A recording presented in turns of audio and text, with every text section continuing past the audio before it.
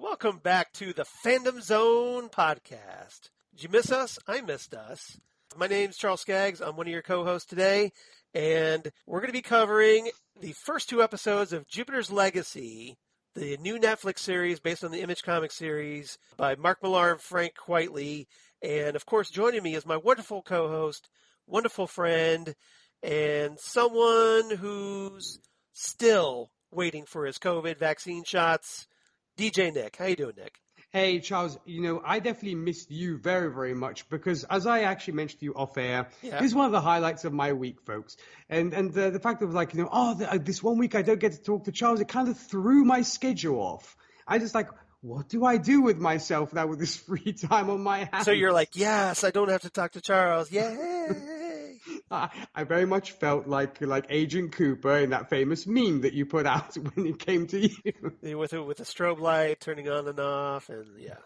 That's exactly how I felt. No, so I'm doing great. Super happy to be talking to you, and I think it's going to be a fun discussion for sure. We're temporarily leaving the MCU to embrace the Image Comics universe.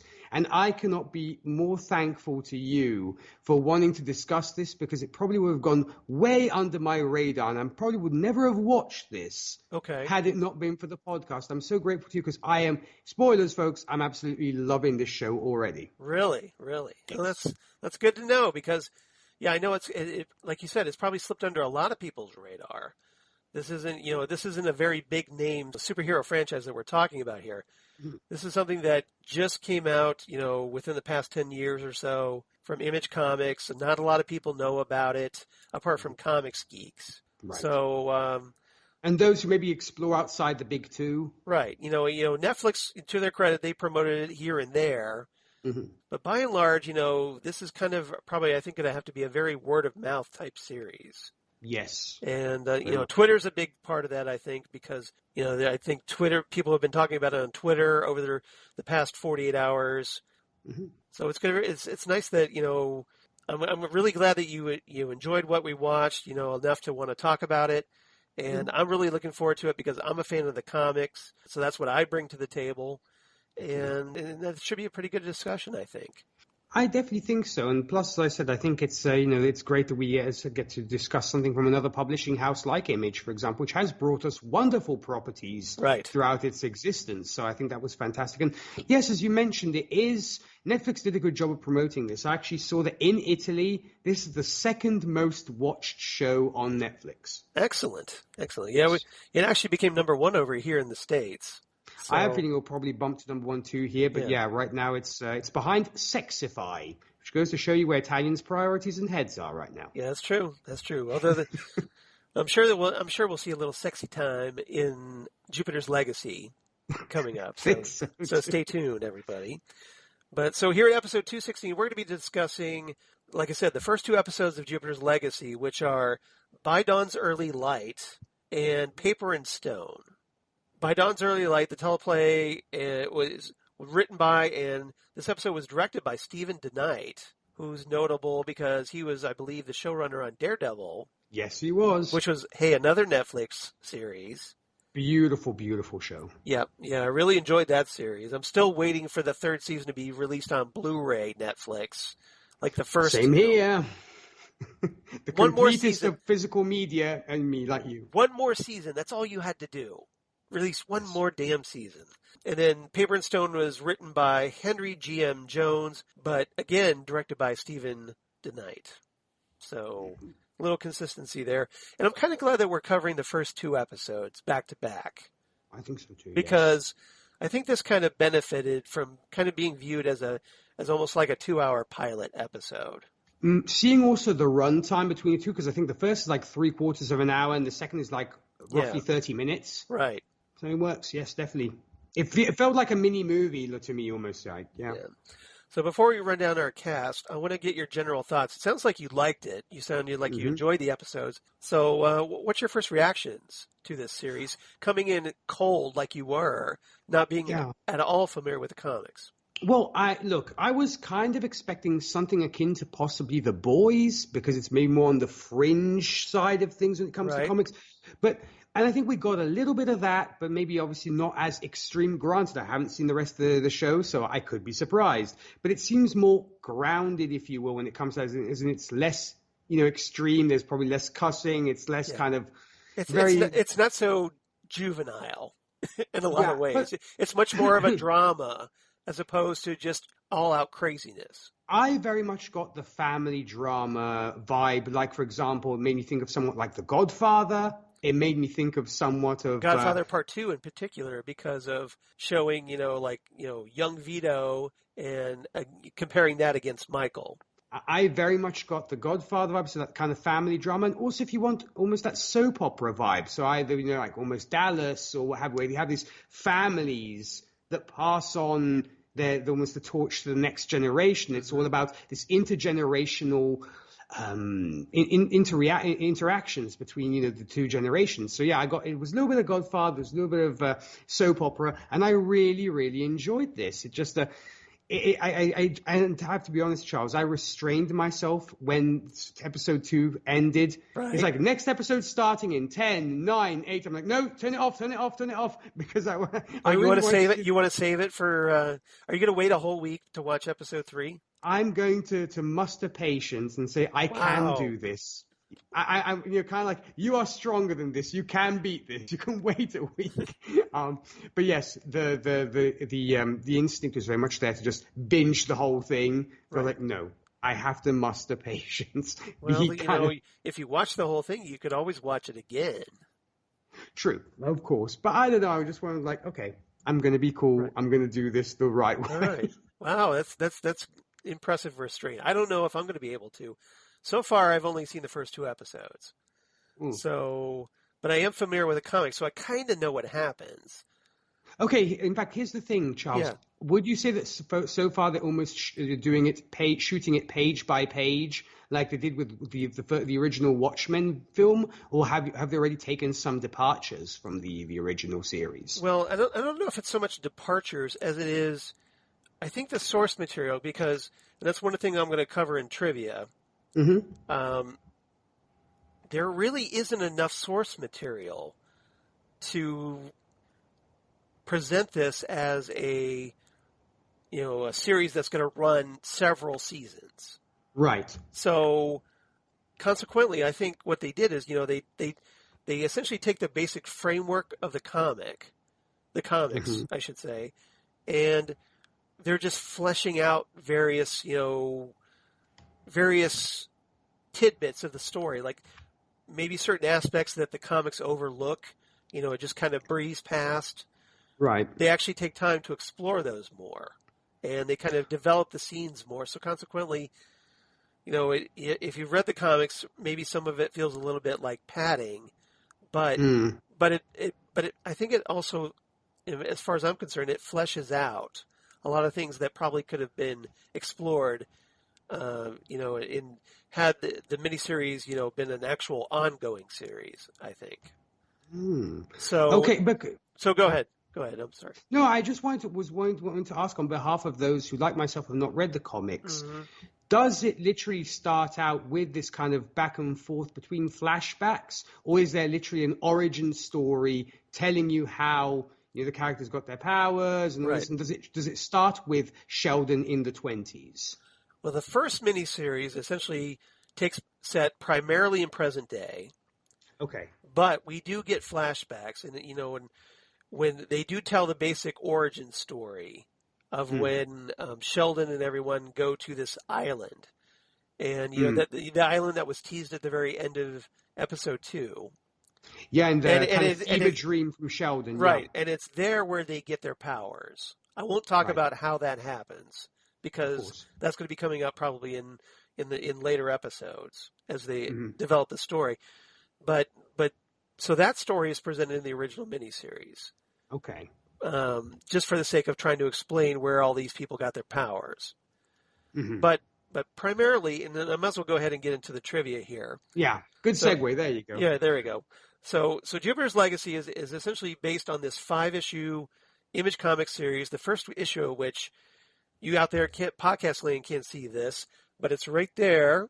Mm-hmm. I have the first issue right behind me that DJ Nick can see.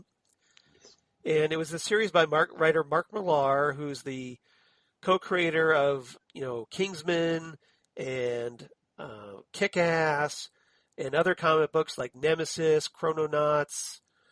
He did some Flash work for DC Comics, wrote Superman Adventures based on the Superman animated series. He's a huge Superman fan. But he also wrote books like Superior and just a bunch of others, primarily for Image Comics. And he made this deal, Millar did, with Netflix, so that they're to develop his properties for them, as because they're looking for content. So this is kind of like the first one that's really gotten off the ground, and that original miniseries, debuted in 2013, and then this was followed by 2 limited series volumes of what's called Jupiter's Circle, which was a spin-off miniseries that explores the various members of the Union during the 1950s and 60s, and featured artwork by a certain guy that we know by the name of Chris Sprouse. Nice. As in husband of Zan Sprouse from Ghostwood, Drunk Cinema, and Gold Standard of the Oscars podcast fame. Wow, I did not know that Chris had his hand in that as well. Yeah, because apparently Zan and Chris, they got a little preview screener copy. Ooh, nice. Or some kind of access code or something. They were able to watch it.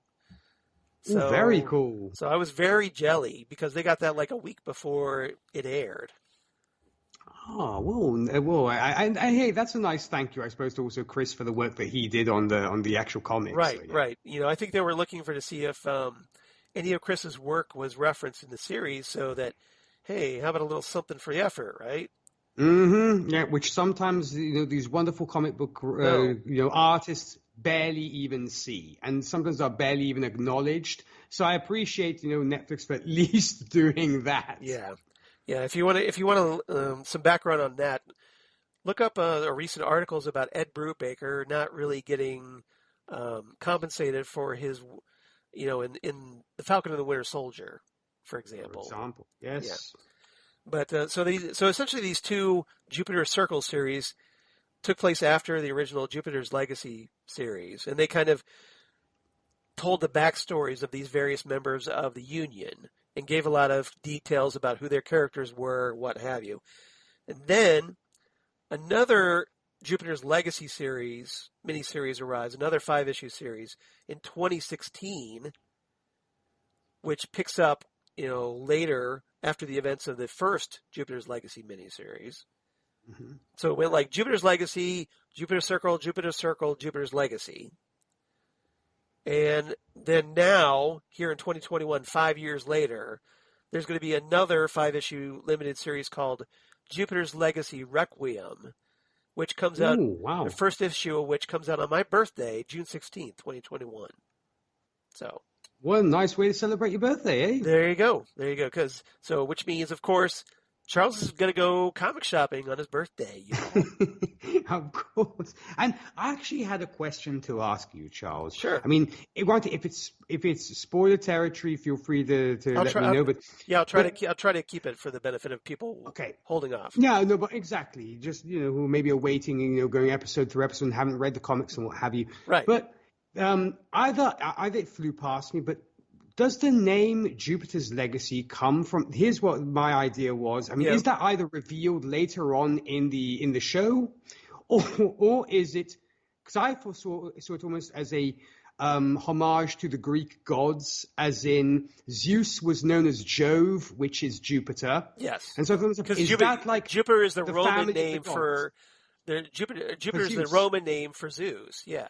Exactly. Is that where it comes from? Then? That's where it comes from. So essentially, it's, and I'm sure that, the Utopian here, Sheldon, is because I think the title is a metaphor, and because he's like the patriarch of the gods. He's the patriarch. Yeah, Zeus is the patriarch of the gods. So essentially, the Utopian here is the patriarch of this generational superhero saga, right? That's being told, and there's actually a comment about, and I think that, this is where they're implying the legacy is from, is that when his father's about, and we'll talk about this here when we get to it, in the second episode, when his father is like on the roof about to jump off and kill himself, he says that, he talks about been trying to build this legacy, and he actually uses the word legacy his entire life.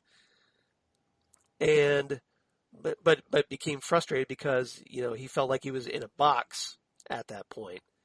Mm-hmm. So I think, this was a very powerful moment for Sheldon. So now I think Sheldon, and we'll get into that when we talk about Sheldon, I think Sheldon is concerned about his legacy. Of course. And, so, I just wanted to make sure that and especially with Brandon, as we'll talk about in these first two episodes.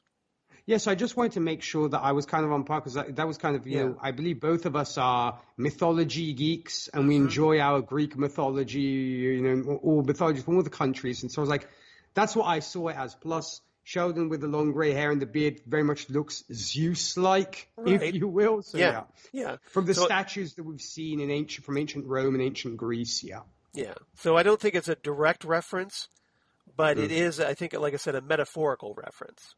Right. And, like you said, Sheldon does give that Zeus vibe, that Jupiter vibe.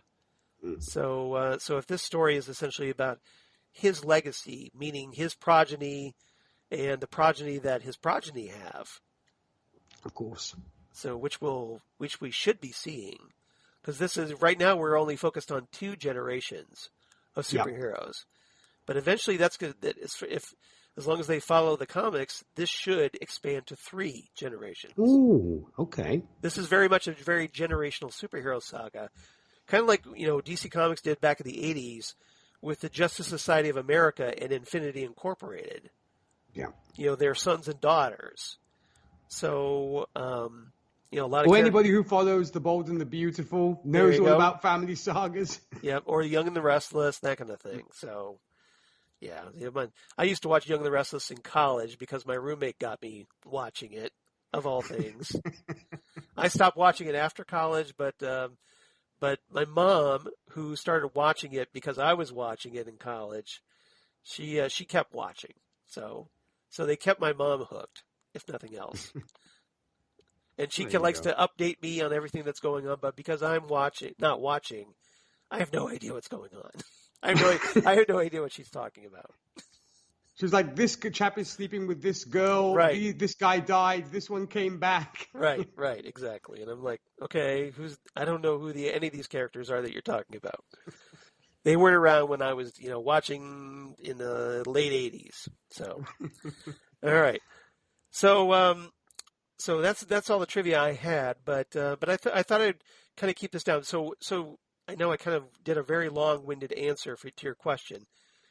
So the comics kind of keep it separate for the most part. Okay. And but the TV show has decided, okay, let's just smush these together and going back and forth. And I know that some viewers have expressed their frustration with that a little bit online. So what do you think about the transitions going back and forth from 1929 to 2021? Well, I think the editing in this case was done actually pretty well, because when you're transitioning from one time period to another, it can almost be a bit jarring. Yeah. And you're kind of almost thrown off. Looking at you, Arrow, for example, where flashbacks don't go anywhere. Here, obviously, they actually do give you something. It didn't bother me. Granted, there was a part of me who was like, I'd rather see what's going on today. I mean, I don't need so much backstory, but here it's important for it is the characters, especially the character of Sheldon. It plays in from what his father kind of brought and in his values.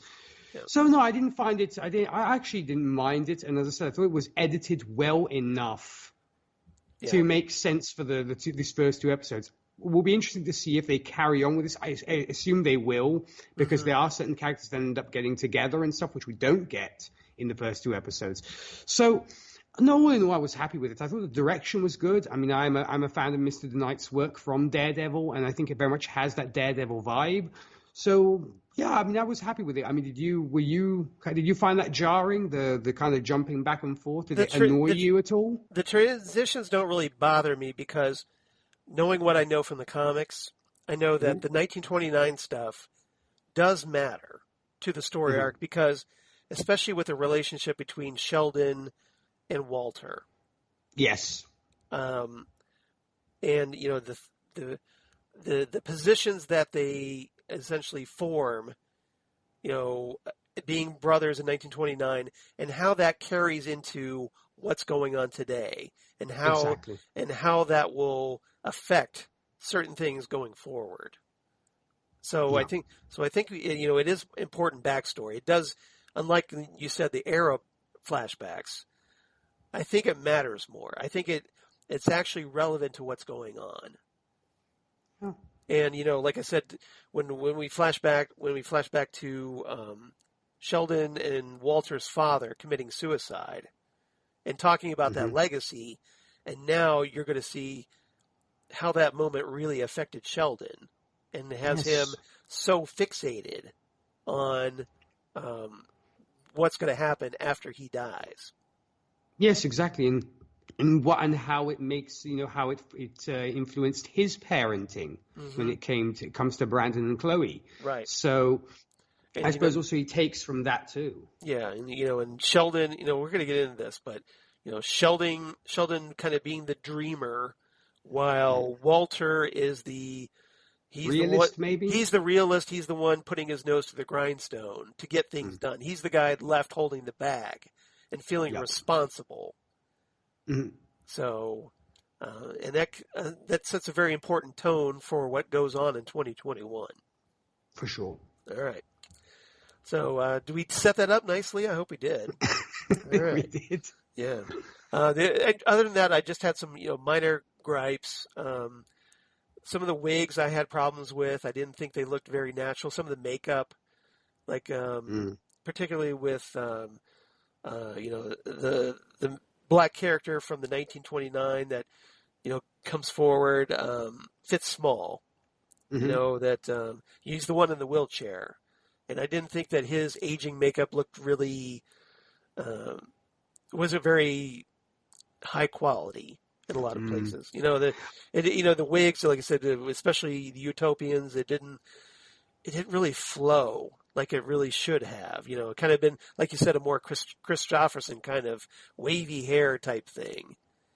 Yeah, and Chris Christopherson can rock that long hair. I mean, as we've seen in the two Blade movies, it works. Oh, well, all three, because he actually also is in Blade Trinity too. But yeah, had they had him grow out his hair, that would have worked. Because I said, you go the Chris Christopherson route, it works. But I think because they're doing these flashback scenes, they had to have his hair short for those. Of course.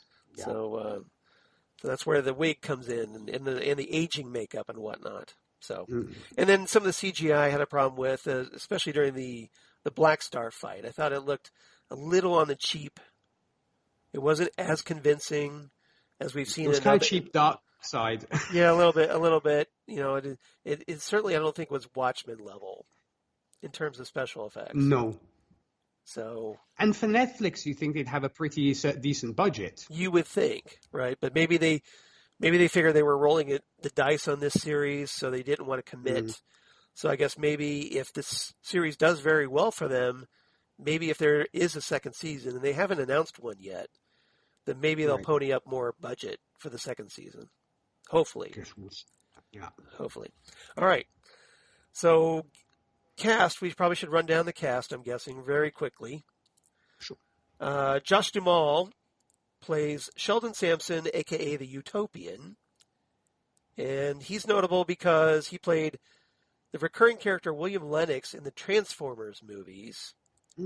Those Michael Bay Transformers movies.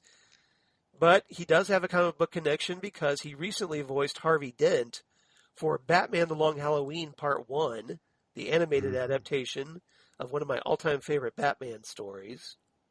Right there with you. Yep. And he was also in the movie 43. So I thought I'd mention that. Ben Daniels plays his brother, Walter Sampson, a.k.a. Brainwave. And yes, Brainwave, a guy with mental powers, sounds a lot like the DC Comics character Brainwave, who we just recently saw on Stargirl, right? Yeah, exactly. You think, you could think of a better name, but okay. Mark Millar, try and come up with something a little original at least. A little bit. But Ben Daniels has been in the movies Rogue One, a Star Wars story. He was in the Doom movie, based on the video game, if you remember that one. But more notably, he was in The Crown recently, and he was also in House of Cards, another Netflix series.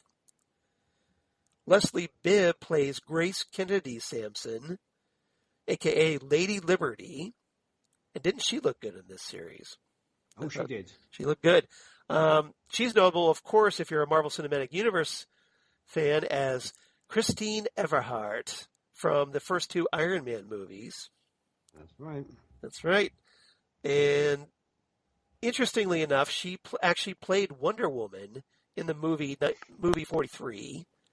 If you ever saw that, because they did it was basically 43 segments, I believe.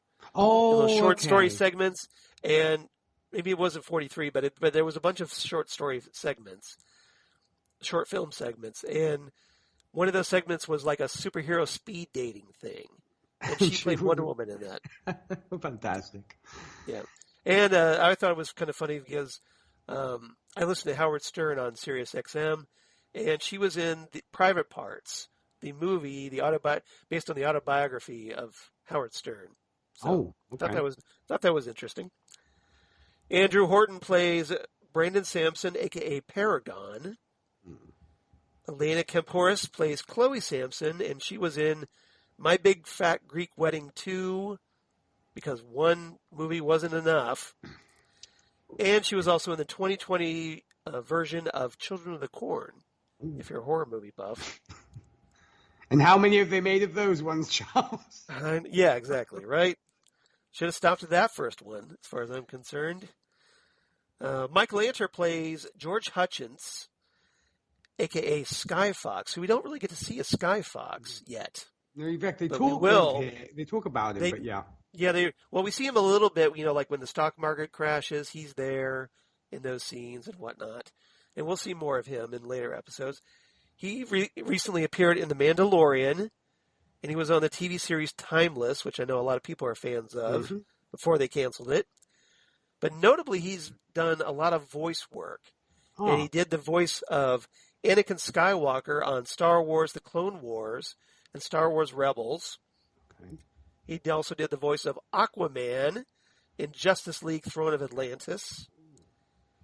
And also did reprise that for The Death of Superman and Justice League Dark Apocalypse War. Love those movies. Yep. So he does the voice of Aquaman in those. He did a lot of various voices on Ultimate Spider-Man, that animated series. So that included, I think Harry Osborn and some others. Yeah. I can't recall which. I didn't watch that series, but I'm just trying to remember what I saw when I was doing my research. But if you're a fan of that series, you probably recognize him. Mike Wade, not Mark Wade, Mike Wade, plays Fitz Small, a.k.a. the first Flare, although we don't see him as the Flare yet. He's the one who ends up in the wheelchair for events that were presented in the Jupiter Circle spin-off miniseries. Oh, okay. So maybe we'll see that at some future point. But he's the one who has the daughter who has now stepped up as the second Flare. Right. And she's played by Tanika Davis, who was in the movie Saw 6. If you lasted through the Saw series. I did. 6. You did? Okay, well, she was in that one. Yeah. And she was also on the Canadian TV series Lost Girl, which I believe Sci-Fi aired here in the States. And let's see, what else? Richard Blackburn played Chester Sampson, the father of Walter and Sheldon, who kills himself. Some guy by the name of Tyler Maine, maybe you've heard of him, plays Black Star. Yeah. And he's notable because, he played Sabretooth in the first X-Men movie. Oh, yes. Yeah. Because barely any speaking parts compared to when Liev Schreiber takes over. Yeah, exactly. So, they figured, he's a wrestler. He's not going to be good at acting, so we'll just make him go growl a lot, You could learn from Dave like Bautista, seriously. Oh, well. Yeah, c'est la vie, right? Yeah. But he would also play the character Ajax in Troy, the movie Troy, and he was the person who played Michael Myers in the 2007 Halloween. Ooh, okay. So we're getting a lot of horror actors in this series, which I find interesting. I guess Mr. The Knight is possibly a horror movie buff himself. Certainly could be. It's certainly possible, I would say. All right, so very quickly, because we're doing 2 episodes this time, right. We're going to have to try to do more truncated reviews. But so we'll start off with the first episode, By Dawn's Early Light, and we're going to do 3 topics. Actually, I'd take it back. We're going to do 4 topics for this first episode. So first topic, let's talk Sheldon, Walter, and Grace in 2021. That's an important distinction. Yes. Because I want to kind of keep the 2021 stuff separate from the 1929 era stuff. I think that's a great way to manage this. It makes sense, yeah. It makes sense. So as I'm trying to break this down for discussion purposes. So Sheldon, we're introduced to Sheldon, Walter, and Grace, and they're essentially members of the Union. They've been superheroes for 90 years. I hope I look that good after 90 years. Right. Although I have to think the superpowers probably helped a little bit. Yes, very true. You know what? It very much reminded me of the Kingdom Come series. Mm-hmm. That's a great comparison. I very much got that kind of the way Superman looks. Like the older Superman with gray temples and the red and black chest logo. Yeah, I immediately went to that. I actually would love to get it framed if I can find that one shot where Superman is holding up the tractor. Oh yeah, with the kind of flowing gray hair. I don't know why, Charles, but that image just stuck with me because it's just so beautiful. I love that. And that's now you're going to have to grow your hair longer when you get older. Exactly. Right? Yeah, I look like an old hippie. Me and Willie Nelson could get on real well. There you go. I'm sure he would party with you. He's that kind of guy. Yes. So like I said, they've been doing this for 90 years, and essentially they become these icons to the world. Mm-hmm. And they were the very first superhero team, and since then they've had kids. And as time has gone on, now interestingly, they've only had one generation of kids in 90 years, right? So we don't know how exactly old Brandon and Chloe are, but at some point they had Brandon and Chloe. Sheldon and Grace. And, we kind of see that Sheldon has developed, into a very frustrating, or at least frustrated character. He's concerned about what's going to happen, like I said, with his legacy, about what happens after he passes. And he's very hard on his son, Brandon, and has almost alienated, especially in this episode that we find, Chloe, his daughter. So what did you make of the way these characters were introduced and their relationships with their like Brandon and Chloe, I guess? So my opinion of Sheldon tend to kind of go back and forth because there were moments when I was like, I really like, because the name of his character very much suits the way he wants to do things. Utopian, i.e., as you very well said, Charles, he is a dreamer. So he wants to bring about and keep this utopia in his mind. He's hoping that through superheroing, they can create this heaven on earth, if you will. He's an idealist. Yeah. That's right. That's exactly, which obviously contrasts very heavily with his brother's realism, of course. And I love that they actually address so many things that I was actually thinking about. Because if you've been around for so many years, why didn't you stop the Holocaust? Why didn't you stop the atomic bomb? And they address that stuff, and I'm so glad they did, because very few superhero movies or even TV shows ever address the fact of why did they allow World War II to happen or World War I to happen. But that aside, he is very much an idealist, and I love that he has these very core values of we don't kill, we try to make the world a better place. He's very ethical, but at the same time, he's fixated on this code, you know, and that's what he refers to constantly is like, and he chides Brandon for not following the code. We don't kill, and that's the prime one that he's fixated on. So consequently, I think it's affected the way his it's affected his entire perception of the world because he's so stuck on that code that was established back in the 1920s. Yeah, it's very much kind of, to him everything's kind of almost black and white. There's no gray area. Like, it's almost like I'd rather die following the code than, my son rescuing me and going against the code. By rescuing me, he's breaking the code. And at the same time, though, he is very much a control freak. He doesn't want to admit it, right? He is very much that control freak. Yeah, he's very much that control freak because, to him, and I think it frustrates him when there are things he can't control. Like any control freak. Something is beyond your purview and beyond your periphery of controllability. You're like, you get frustrated. And that's where his frustration comes from.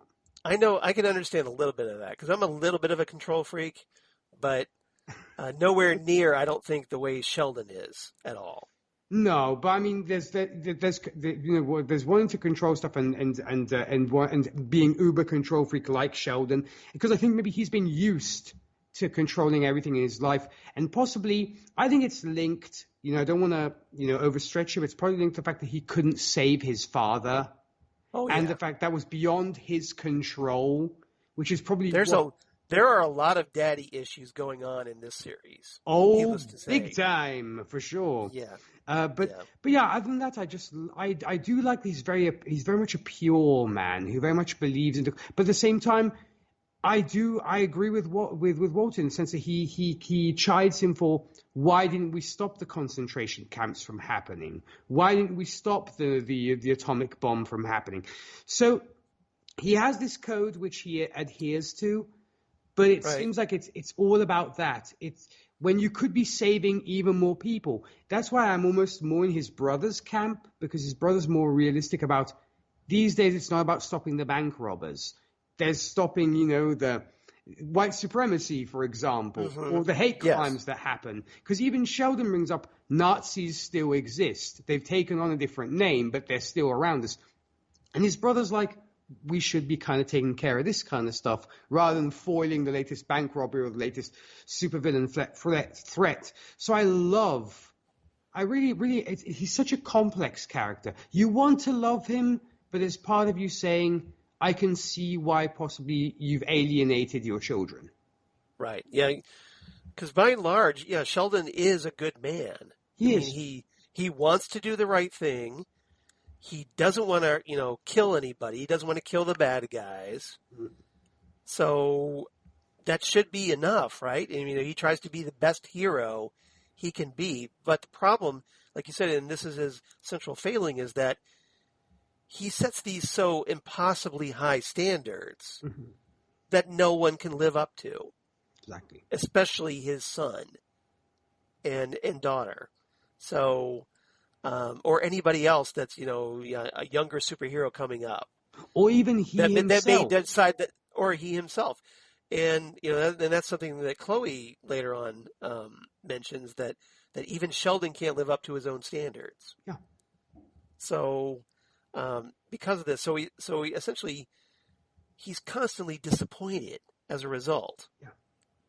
And here he feels like, dealing with when there's a great scene when he and Walter are at the union's headquarters and they're just kind of sitting around talking, and the contrast between the two brothers could not be more evident, because essentially Walter feels that they've made a difference in the world, but Sheldon doesn't. Sheldon doesn't think they've done enough. Like, he's very self-deprecating in that sense. He's very it seems like nothing is good enough for him. Nothing is like, okay, we stopped all these alien invasions, we saved all these lives, fought all these robots, and helped humanity, but that's not enough. It's, he's either very driven or just unsatisfied as a person. I think so. But as I said, because he sets, like you rightfully said, he sets the bar so high, it's an unreachable standard, to the point to where you almost want to ask him, what do you want? I mean, if he's striving for peace on Earth, good luck with that, buddy, because that's definitely almost impossible to achieve as much as you'd want to do. But that's maybe what he wants. He's probably striving for that utopia where everybody gets along, nobody kills anybody, almost like biblical times. That's why I think it's very biblical in that sense, where you follow the commandments and you don't break the commandments and life is good. It almost seems to be that very almost biblical kind of situation. Well, he does have the kind of the Moses locks going, right? That's right. And you know what? It made me, just to digress here real quick, it made me think of the fact of just like the characters in the Bible who lived like to be 200 years old and, sired generations of people. You think of like Joseph, who had 12 kids. You'd think he'd be like Jacob or like Abraham, who sired all these people living so long. But it's like, you only had 2 kids. It's like, okay, but other than that, it does seem almost like weird. You're like, okay, we're gonna associate the Bible with this, but then again, Sheldon, it seems to be a very religious person. He's the type who insists on having grace at dinner. Exactly. That's why he kind of reminded me, I said, a little bit of either Jacob or Abraham, because once again, he's the patriarch of a generation, of a legacy. So, and that's the thing. He's also very set in his ways. It's great that he's very much embraced his faith, which is curious coming from somebody with superhero powers. That they actually believe in a power even higher than his. Which is curious that a superhero would believe in a god. Right. But especially having seen so much over the years and, seen all kinds of evil, you think there would be at least a little bit of skepticism in that regard. Perhaps at least making you just agnostic, perhaps. That's right. As opposed to just full-blown religious. But Sheldon holds on to that. He has his central values, and he's clung onto them for decades now. And the problem, the question that's being asked here with him, I think, is, has he clung on to them too long? I do think so. I think it's almost like the conservative versus the progressive deal. And I think Walter somewhat represents the progression of, I am worried about Walter. I have a feeling that something might go south because he seems almost like... So let's talk about Walter since you brought him up. He seems almost a Luciferian character. Almost rebelling against God and doing his own thing. I very much got this conversation, once again, biblical conversation of Lucifer denouncing God and being the fallen angel of, we're allowed to have our own free will, we can do more stuff. Almost the rebel, the progressive, but it might go down a dark path. I know something gave I'll throw in a different biblical reference for you then. How about Cain and Abel? Even more so, very well put, because you very much get that. The brothers are odds in that sense, for sure. Exactly. So Walter, let's talk about Walter for a little bit. So Walter, and this is something we'll talk about more when we talk about the 1929 era of these characters. But Walter, sees the world a lot differently from his brother Sheldon. We talked about, Sheldon's the dreamer. Walter is the realist. Walter is the one who, he kind of, feels that after watching his brother be his brother for the past 90 years as a superhero and being this icon, I think he feels, I don't know if he feels overshadowed, but I think he feels that Sheldon should be doing things differently. I don't think it's envy or jealousy. I think it's almost like get with the times. Yeah, or just, that you're stuck in the past. And like you said, or just Walter would do it a different way. And interestingly, Walter's taken an interest in Brandon, Sheldon's son. Yes. Because he sees, and he's remarked that to Sheldon, he remarks that Brandon has this potential. Everyone says so, according to him. And Sheldon, being Sheldon, doesn't recognize that. Oh, no. He's always putting him down.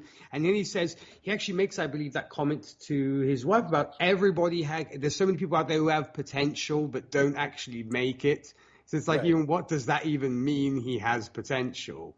It's almost like he's bringing, and there's one comment he makes about Brandon. We'll talk about this when we talk about Brandon, but it's essentially it's something that really haunts Brandon, the way he, and Brandon obviously has a very complicated relationship with his father, his own daddy issues, if you will. Oh yes, like I said, there's daddy issues all around here. Just that, but Sheldon, doesn't see that potential, but Walter does. And that's going to be something that's very important going forward. I have a feeling it will, because I suppose Walter, being the progressive, sees what Brandon is going through, and obviously already not being aligned with Sheldon's view of the world. Right. He's very much taking Brandon under his wing, which that's why it makes me think there might be a rift at some point where Walter takes Brandon away, saying, "You can do your own thing, kid. You don't have to, stick with the old man and do it the way your old man does it."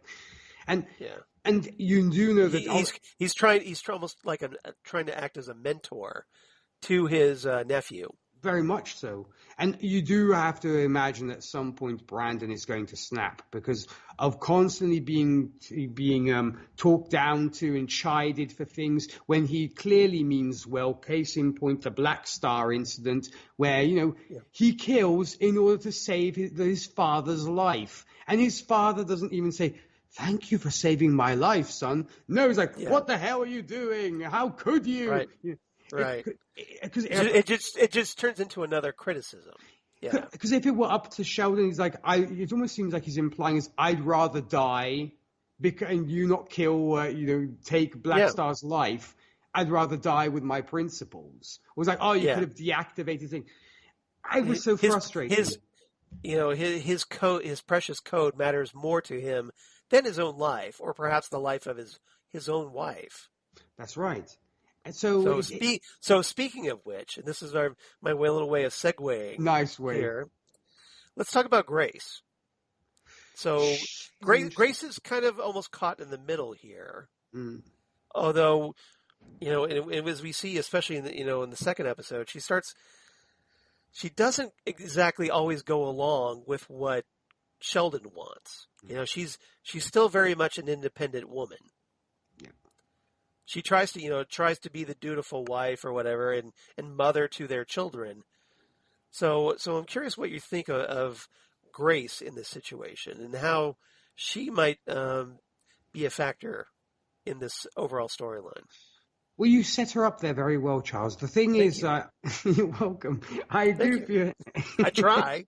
You did a great job. We always do. Thank you. But what I feel, you said you could. I could have put it better myself, because she does evidently love her husband, and she's loved him for 90 plus years that they've been together, what have you. But like you said, she is not subservient to him, and she is not a yes wife to him, in the sense of whatever he says goes. She doesn't play that game, and I appreciate that. Granted, she does want to hold up certain values, i.e. you kind of don't, yell at your father, you cuss your father out at the dinner table and all this kind of thing. But she seems a little bit more liberal, if you will, compared to Sheldon being more of a conservative, I guess we could say, when it comes to certain values. Right, she's the more liberal of the family, in the sense that I think she kind of gets what her kids are going through phases. And she even tells Sheldon, you can't expect them to be this, this, and this. And she almost seems to be finding excuses for them constantly. Almost like trying to give Sheldon food for thought of, you can't expect these to be clones of you and they act exactly the way you do. Yeah, well, I think she's trying to break through to her husband and get him to be more tolerant and accepting of who they are, who her kids are, their kids are. But by now, after 90 years of marriage, you would think that she would realize that no matter what I say to this guy, he's not going to change his mind.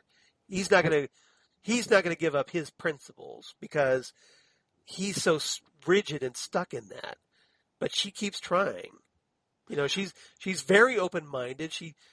you know, I don't know if it's so much that she's giving excuses for Brandon and Chloe, but I think she's just trying to defend her children against her husband.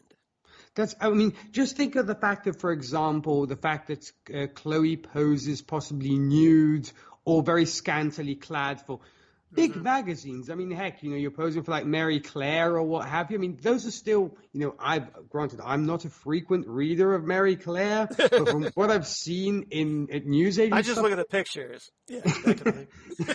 I buy them it's like Playboy. I buy it for the articles. Right. But they are very tasteful, publications. It's not smut by any stretch of the imagination. You're not like you're doing Hustler or Lord knows what else.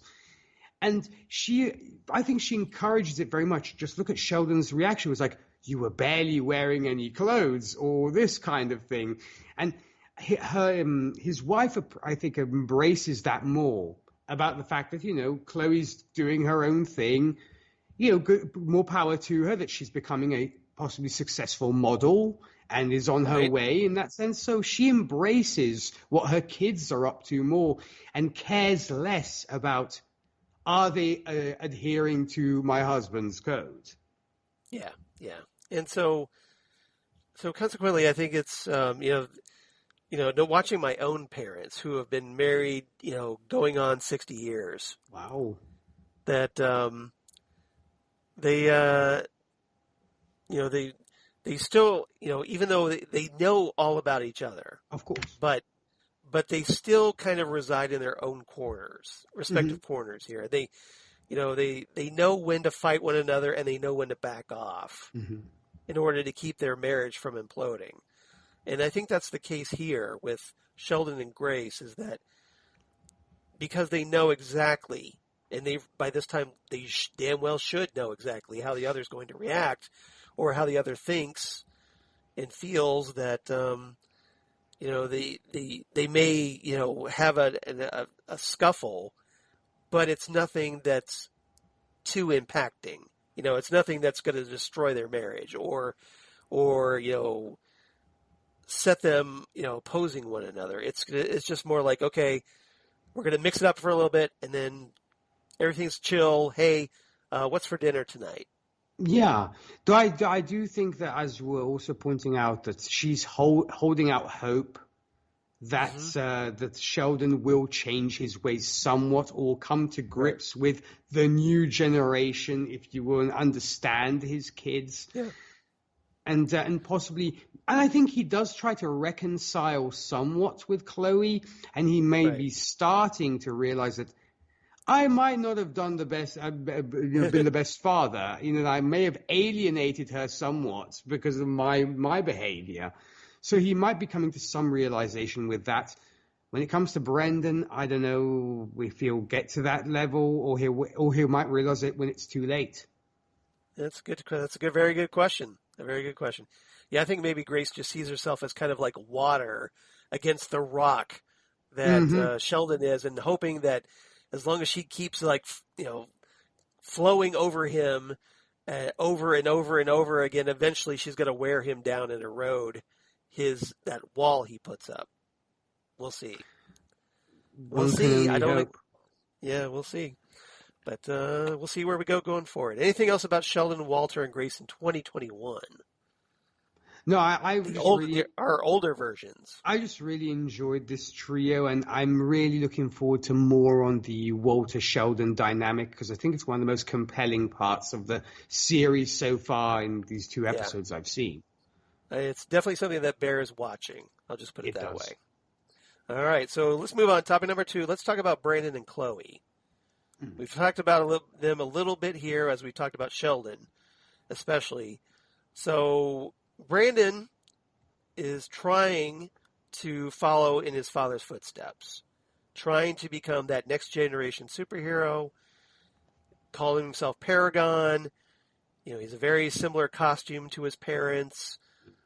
Interestingly, it's more blue than white. So kind of, you notice that, like, visually, it kind of associates him more with his mother than his father, I think. And while Chloe is, like you said, she's off doing these photo shoots, essentially trying to be, and I'm sure this is probably where the name has come from by Mark Millar, that almost like a Khloe Kardashian type, that someone who wants to be the social influencer, the media celebrity, the model, doesn't really see the value, at least at this point, I might add, of being a superhero. And even though she has all these great powers, she doesn't, follow through on the great responsibility, which was a line that very early on in this first episode, Sheldon, if you caught, actually references, the great Spider-Man mantra, with great power comes great responsibility. Mm-hmm. Yes. And I like the fact that, there was the opening scene that we get in this very first episode. We get a flashback of Brandon and Chloe as kids, and they're playing, and Chloe's pretending to be her mom, Lady Liberty, and she's trying, they're playing, superheroes and supervillains, as you might expect, and she uses her powers to try to defeat, the kid playing, I think it was, I'm trying to remember who it was. It wasn't Brandon, but it was somebody else. And yeah, because Brandon was the one who was kind of talking her down when she kind of almost had this meltdown, if you will. Right, because she unleashes this sonic scream. Mm-hmm. But the reason I bring this up is that, later on, when Sheldon tries to say, hey, look, you shouldn't use your powers to hurt anybody, you've got all this power. You got to be careful about how you do it. You got to follow the code, because that's what he says over and over, right? You got to follow the code. And he says, okay, so how about I take you out for ice cream? Yeah. And this is a pretty notable moment. You wouldn't think it would be, but Sheldon overhears with his super hearing that there's a disaster or a crisis or something, so he has to fly off. And consequently, the kids are left there alone, after their dad has promised them ice cream. Mm-hmm. And it's very symbolic. This moment, though, is yes, it's a very childlike, of course, yeah, depiction, of this, but I think it's representative of just the fact that over the years they've been abandoned by their father, and consequently, it's affected their relationship. Yeah. Especially with Chloe. Mm-hmm. So what did you make of? So I know that's a lot of setup, but what did you make of the introduction of Brandon and Chloe here? Well, as you said, evidently they are the victims of an absentee father. That's pretty much what the whole deal is, as you rightfully pointed out. Obviously the ice cream incident being almost like the microcosm of the bigger picture. It's very symbolic. Yeah, of being the bigger picture of how many, because it's evident and stressed by Chloe especially that it almost seems like their mother raised them almost by herself.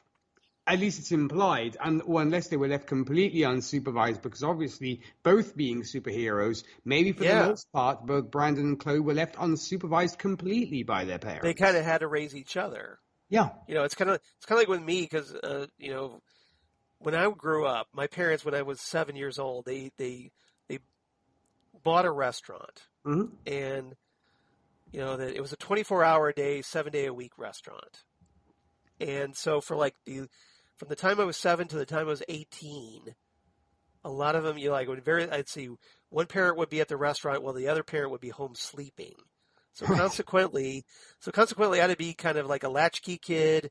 I kind of raised myself for the most part because I was an only child. Right. So I kind of get, where they're coming from a little bit here. That they feel that they're, they want to spend time with their parents. They, like any kids would, have that nice, normal family relationship. But it turns out, their parents are superheroes. So obviously that's affected how much time they spend with the kids. Yeah. And obviously I think Chloe resents it much more than Brandon does, because from the get-go we see that Brandon literally puts his father on a pedestal from when he's a child, especially. I mean, granted, I could have done a better superhero costume than that, instead of just painting a U on a white T-shirt. But other than that, Yes. A for effort, buddy. But other than that, the U on the Well, that's T-shirt. that's the kid version, right? Sure, no, I know, but I mean, you can't draw that fancy eagle or whatever it is on yeah, there. no, yeah, exactly. No, but I'm thinking that maybe he could, I don't know, either a store or something. They could have given him the costume, since he is the kid of the freaking superhero, or like a T-shirt or something, maybe. Yeah. Yeah, no, but I mean, obviously, I'm just poking fun at that. But I mean, I guess it's just symbolic of the fact that how much he idolizes his father. That when he was a child, he dreamt of almost being his dad. And I think the fact that he chooses the code name Paragon, unless that was bestowed upon him, is the fact that he wants to be a paragon or an example. Because obviously, a paragon is like the example, the ultimate encapsulation of perfection, if you will. Excellent. Yeah, exactly. So it's his own idealistic representation of himself, I guess. That he wants to be perfect, just like his father is perfect. Yeah. But the problem is that, and we've talked about this, Sheldon doesn't view Brandon as perfect because Sheldon's standards are so ridiculously high. Brandon constantly disappoints Sheldon to the point. Well, I was going to say that, and this is, I think, a very important line in the series, where there's a moment where Sheldon is talking with Grace, and talks about him being worried that Brandon won't ever be ready to follow in his footsteps. Consequently, so Brandon will never be good enough, and because of Brandon's super hearing, he overhears that. Yeah, and that's major gut punch. He knows. Yeah, it is. He knows what a disappointment he is to his father, who he's tried so hard to be like. So, what did you make of that moment? That's why I say you do wonder whether he either spirals out of control or he joins the Chloe Club and starts partying hard and getting drunk and getting high. And because we even see Chloe arrive at the dinner table plastered. First up, I have to also hand it to her. Like if she was on Drunk Cinema or something. Yes. You almost do wonder how she was even able to fly when she was that drunk. Because you kind of at least Superman never drank when he flies. Exactly. Well, Superman. Well, I think he could probably be able to process the alcohol, and it would probably have zero effect on him. But I don't know. Yeah. But kind of like the other characters. But yeah, it was like, wow, she was able to fly from the other side of the country to then. She was totally drunk, but she was able to accomplish that. So I wonder whether he might end up joining the Chloe Club of, nuts to this, I'm going to go and do something else. I'm going to live my life. And because it just seems like there's no pleasing this man, no matter what I do. But at the same time, obviously, it's clearly eating him up inside because he's idolized him all his life. And to get to the point where he's told you will never be good enough, that's, as I said, one of the biggest psychological gut punches one could ever receive. Right. And it's devastating. Yes. I would think that, here you are trying to be exactly like the person that's telling you you're never going to be like that person. And not to mention everything that he's put aside. Everything he's put aside to be like his dad. When it's pointed out when he meets up with his friend at the club, he doesn't drink, he doesn't party. Barry. Yeah, when he meets up with Barry, who obviously, plus he's traumatized by the fact that Barry gets killed during the faux Black Star fight. Yeah. And plus his father doesn't really do much to comfort him. He on the contrary, he flies to the other side of the states with bagels to Chloe saying, you kind of should be at your brother's funeral. Yet he does nothing at the funeral to in any way somewhat show sympathy to his son. So it's almost like you're being almost a little bit hypocritical. You should kind of be there for your brother. Dude, you should kind of be there for your son. Yeah, pretty much. And that's kind of what I think Walter tries to get through to Sheldon about. But Walter, I think Walter, because I think Walter is able to read Brandon's mind, so he knows what was said. Yeah, he knows what Sheldon said about Brandon. Mm-hmm. And when he reaches out. He's like, he tries to connect with Brandon a bit, and so that's going to be a very important thing going forward, I think. So everybody probably should pay attention to that. Chloe, what did you make of Chloe's dinner scene where she, like you said, shows up hammered, and it just goes very quickly south. She basically tells him, like, look, I'm never coming over here for dinner again. See ya. Bye.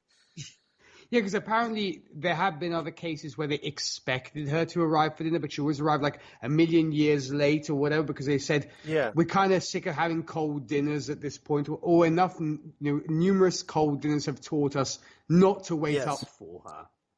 Right. So she's been enough of a disappointment to them, so they're just like, we don't expect her. Hopefully she shows up, but we're just going to move on. Yeah, like, we'll just eat, and if she shows up, she can eat in her own sweet time.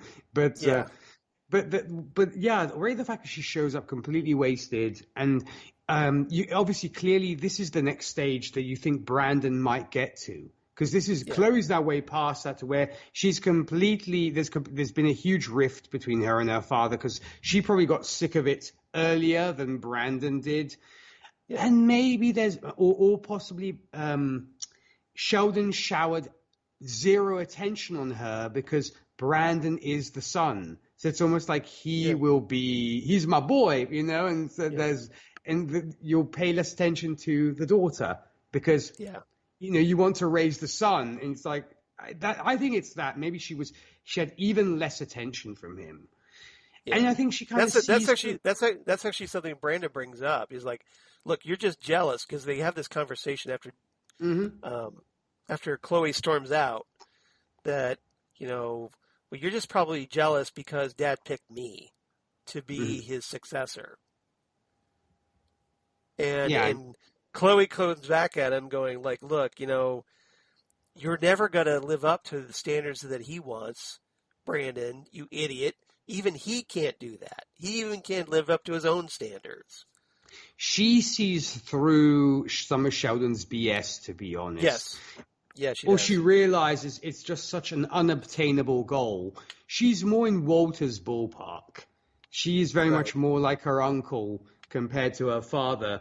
And but at the same time, I don't think her father, Sheldon almost accuses her of abusing her powers to further her own gains, but I don't really see her doing that unless she's playing on the fact that she's the daughter of a famous superhero.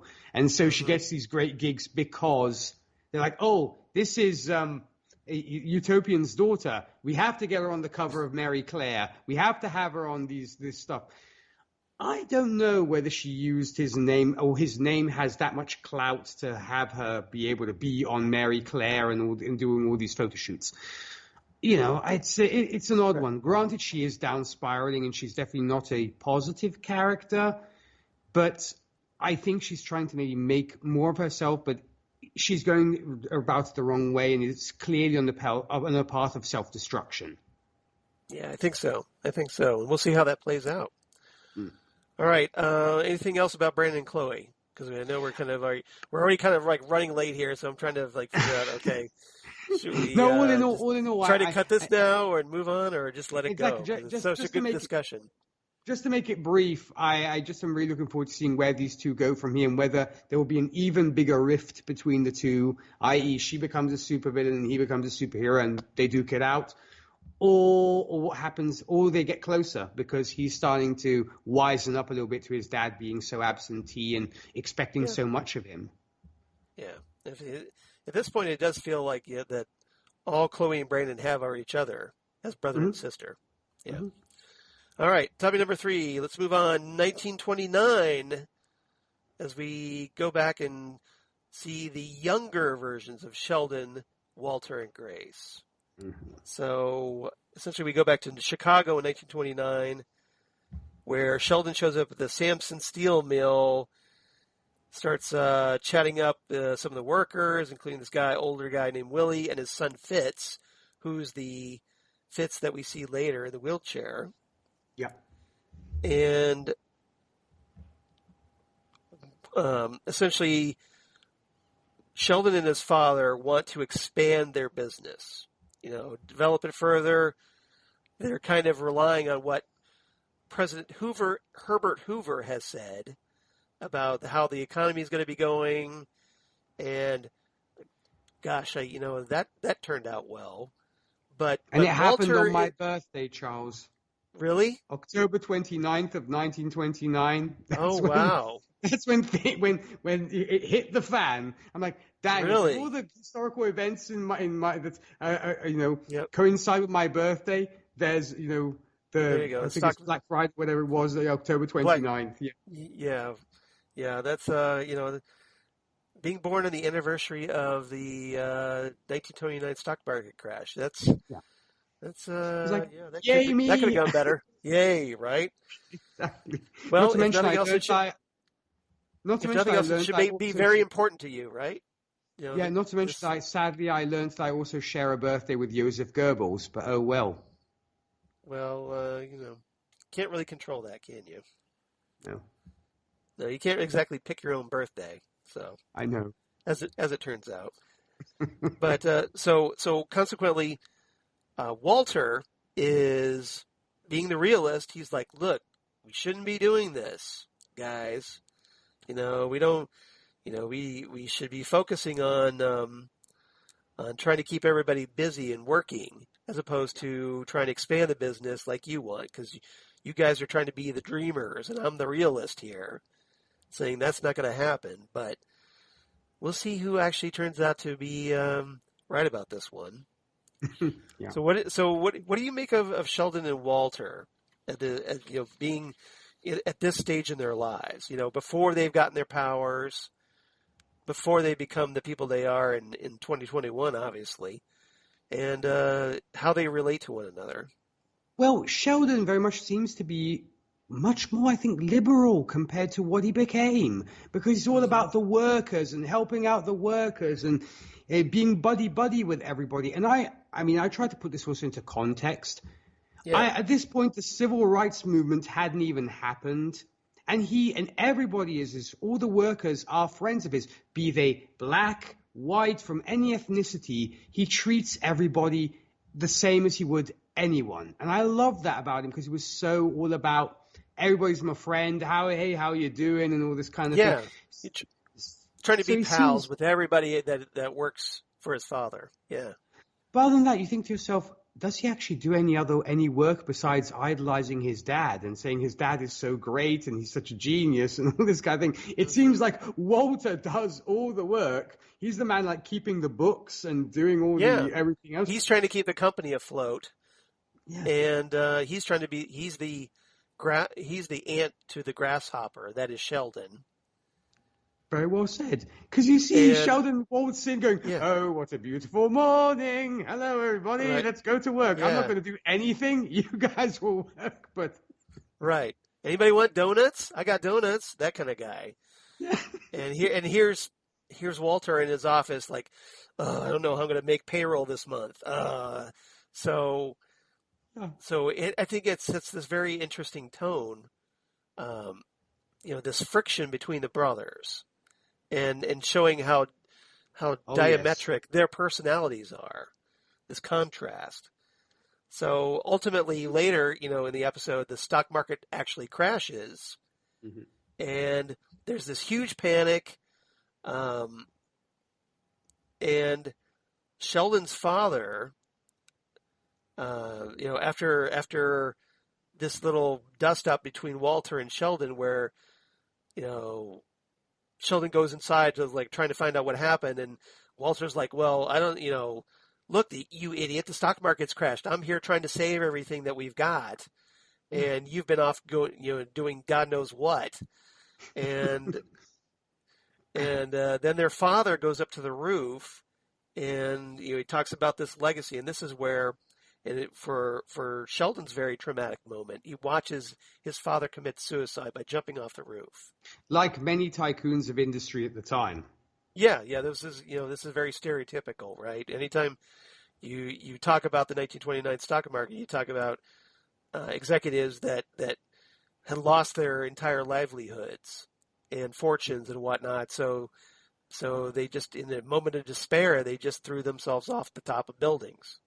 That's right, yeah, and obviously it's very much a turning point, I think, for Sheldon in general, because not to mention he learns the dark secrets of his father, because he'd idolized him so much. He's like, oh, he cares about his workers, he's such a good man, and also I think such a successful man, which is probably why Sheldon wants to model himself after his father, being so successful and such a great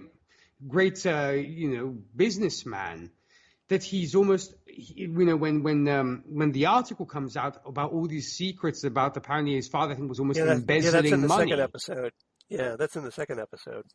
Right, but he's just so traumatized. So going back to the thing where his dad commits suicide, yes, he's just obviously completely shattered by it. But I think it's a very transformative moment. It is, because it's like suddenly, literally, I think it's the beginning of certain values that he had are kind of disappearing, and the way he perceives the world. He almost goes from a child to a man in that moment, where he's like, I'm kind of like doing nothing at the office because Daddy's doing everything. Now Daddy's gone. Right. What am I going to do? Yeah, it's essentially the big come to Jesus moment for Sheldon. That's right. Where he has to, his father talking about his legacy, and this is probably that's something that just burns into his memory because of that horrible moment, that he later on, all these years later in 2021, is now focused on his own legacy. And granted, Sheldon doesn't have hindsight when Walter warns him about these signs, but it almost seems like whatever his dad wants to do is gospel. And he won't at all listen to, because he could have even said to his dad, because he seems to have his father's ear more than Walter does. And it's almost like he almost could say, Dad, maybe we should listen to what Walter is doing, because he's kind of doing like 90% of the work here. Yeah. So maybe we should listen to the guy who's actually keeping the books and has his ear to the ground when it comes to what's going on in finance. So there is that too. Yeah. But so we'll see how this plays out. Other than that, there's not much else for these characters in this episode. No. The 1929 versions. So let's move on to our fourth and final topic. Mm-hmm. Let's talk about Black Star, because I think this kind of deserves its own segment a little bit. So Black Star, who gets teased throughout the episode, is like, oh, hey, Black Star is going to Supermax prison. Oh, no, Black Star has escaped Supermax prison. And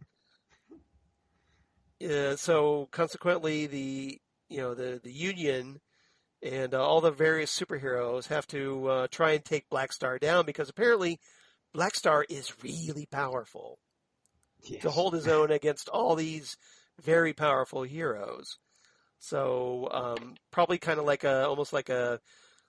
he comes off kind of like, to me, to a cross between Mongol, and Metallo. Yeah, I mean the look was very much because he has this he has this look like he has this nuclear heart, kind of like Metallo, who's got a kryptonite heart. Yeah, but he's very almost indestructible, like Mongol, and super strong. Yeah, and I just thought this look-wise looked like a cheap knockoff of Darkseid from the Snyder Cut. A little bit. But yeah, although I'd argue that Black Star looks better than Darkseid did in the Snyder Cut. Oh, yes, I went there. Shots fired. Shots fired. All right. I'm kind of there with you, Charles, the same.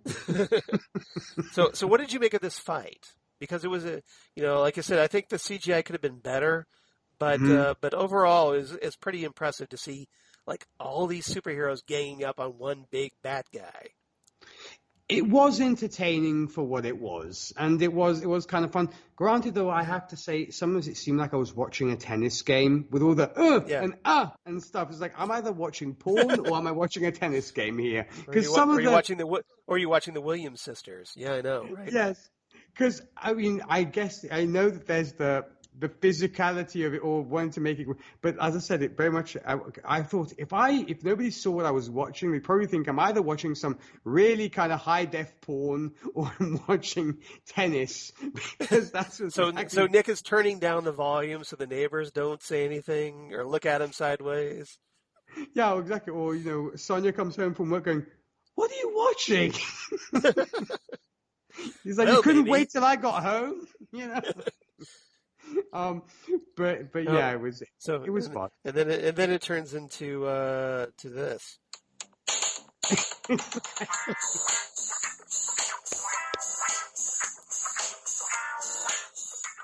All right. Sorry, couldn't resist. I can't hear you, Nick. You're muted. Sorry about that. No, there we go. Yeah, no. So I was saying, because I just thought the moaning and groaning was a little bit over the top for some of the characters. A little bit, yeah. But other than that, look, I mean, to be fair, it was the show's first fight, I guess. I don't know. Yeah, but other than that, I thought it was decently choreographed, and yes, the CGI could have been a little bit better. But hey, we got the Mortal Kombat finishing move, which I thought was kind of cool on Brandon's part. Yeah, so let's talk about that. So Brandon, who, after his fellow younger superheroes, some of them have been kind of holding back, letting the old guys deal with Black Star, so that they could swoop in the last moment and get photo ops, I guess. Yeah, and enjoy like a smoke before going to fight. Right. Yeah, they just kind of like hang out, like, oh, that's kind of cool. Oh, that's a big move there. Oh yeah, and then just just biding their time. But Brandon, because hey, he's trying to impress Daddy, right? Mm-hmm. So he's in there. He kind of sees his father at a very, looking at a very being overwhelmed. I don't know if overwhelmed is the word, but essentially, on the ropes a little bit at the hands of Black Star. He's kind of getting his butt handed to him a little bit. Yeah, pretty much. Well, him and his mother both. So it looks like, Sheldon, something very serious could happen here.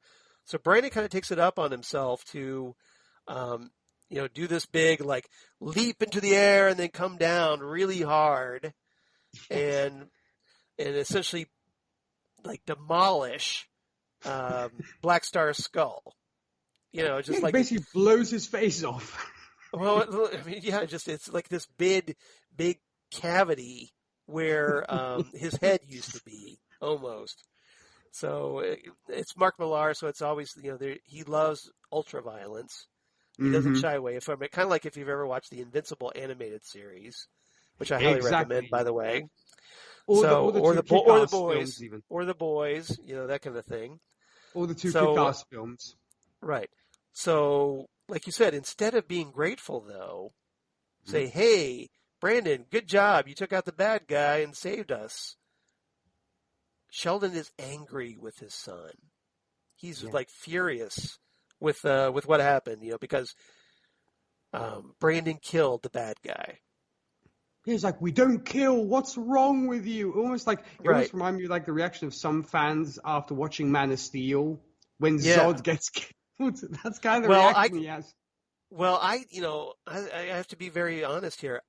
I don't like Superman killing because I don't see that in the character. So consequently, I was not happy with Zack Snyder turning, Superman into a neck snapper. There's always another way. Like Sheldon says. So maybe I'm a little bit more like Sheldon, at least when it comes to Superman. But this was, this was essentially, very essential. A life or death situation. A life or death situation. Yeah. So there was moments to, split seconds to make a decision, and Brandon made that call, and. Instead of trying to console Brandon, hey, I'm sorry, you must be very affected by the fact that you killed this guy or what have you, or grateful, saying, hey, thanks for saving us. It turns into another failure on Brandon's part in the eyes of his father, who he's trying to idolize. Well, add to the fact that he's just seen one of his best buddies, Barry, get killed in the process. Not to mention two others, right? Because like three of them, three young superheroes are killed. Not just Barry, but two others. So he's gotten to the point to where it's almost like, you know, I've already seen these three get killed right before my eyes. I can't let it happen to any more people. Granted, I can see the fact that killing is not the answer, but at this point, he had to kind of make the decision of it's either my dad or this guy. And you know, you're right in the heat of three heroes are dead, and I want to prevent it from being 4 or 5 or 6. So and you're right in the heat of battle. He's a young guy. He gets chided by his father for like, you could have disabled his heart or something. I don't see Brandon being that cool-headed at that point to say, okay, I'm going to try and disable his heart and not knock this guy's head off. Yeah. So it's what I want to know is, why didn't Brandon say, well, Dad, why didn't you do that? Mm-hmm. You know, you had your opportunity. You didn't stop him. So I stopped him. And it's something that factors in later in the next episode, is that a lot of other people take Brandon's side in this argument. They don't take Sheldon's side.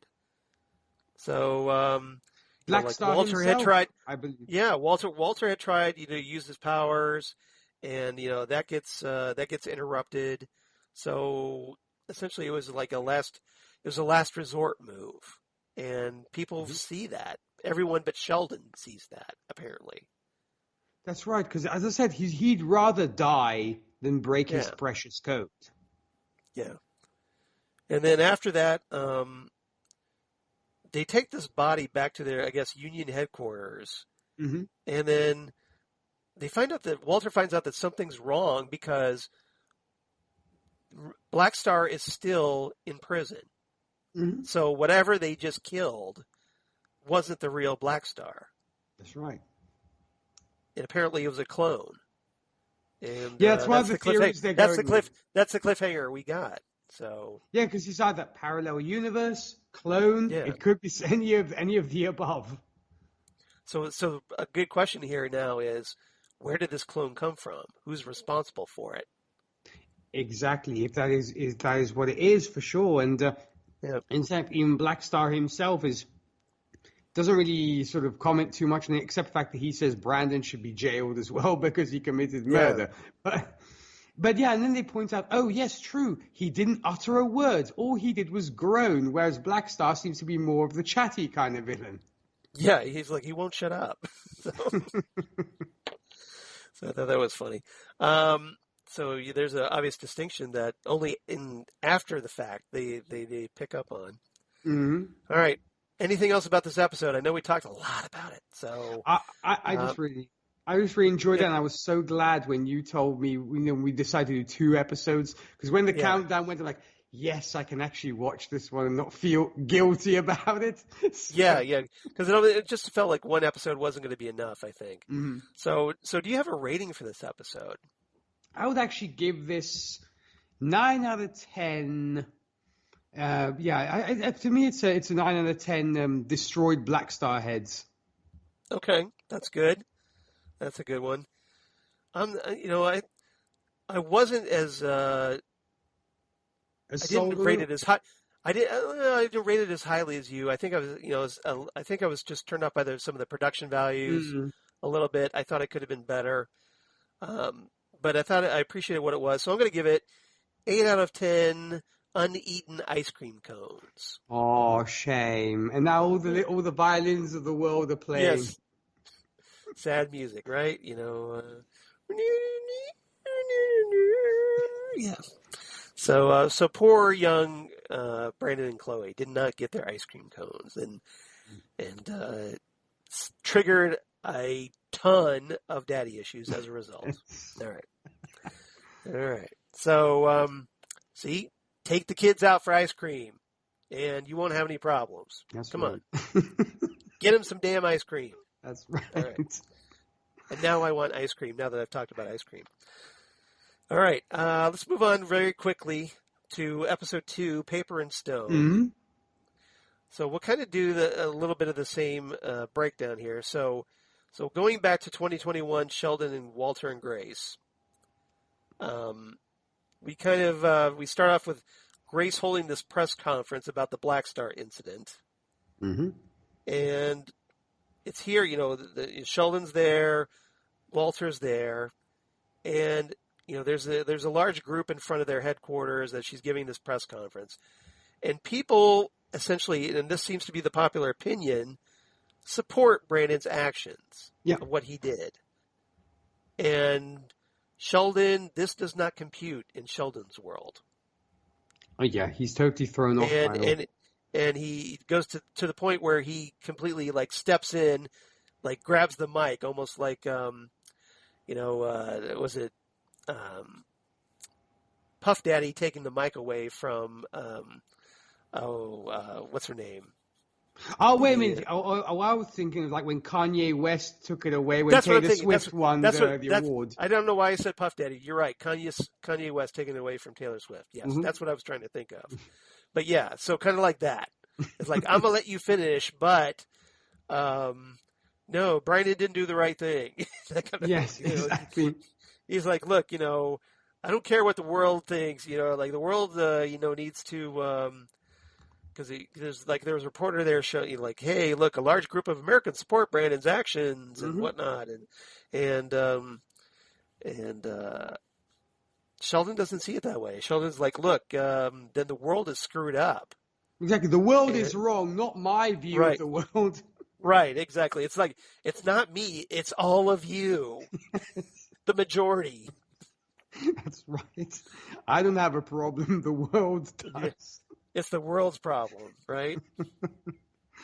Yeah. So what did you make of that moment? Well, I mean, it clearly once again, I think, states that the Sheldon should kind of do some soul searching and thinking that maybe I'm a little bit backwards on this whole code thing, and possibly I should not be such a doofus to my son and treat him so rigid, and treat him a little bit better, and so on. Yeah. So, nope, that doesn't even register, does it? No, and I don't know. I mean, I wonder whether there'll be another event down the line which might make him think, "Oh, I was so wrong. I'm so sorry." And then I have a feeling it's going to go that way. It's like, "Oh, I'm so sorry this happened," when it's way too late, when you could have done something about it.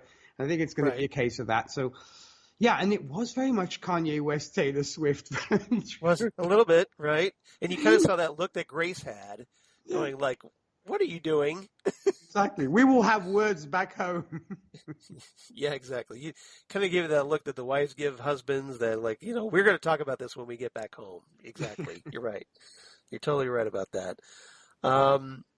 He ends up grounding Brandon because, God forbid he actually tried to be sympathetic a little bit about everything that happened. Exactly.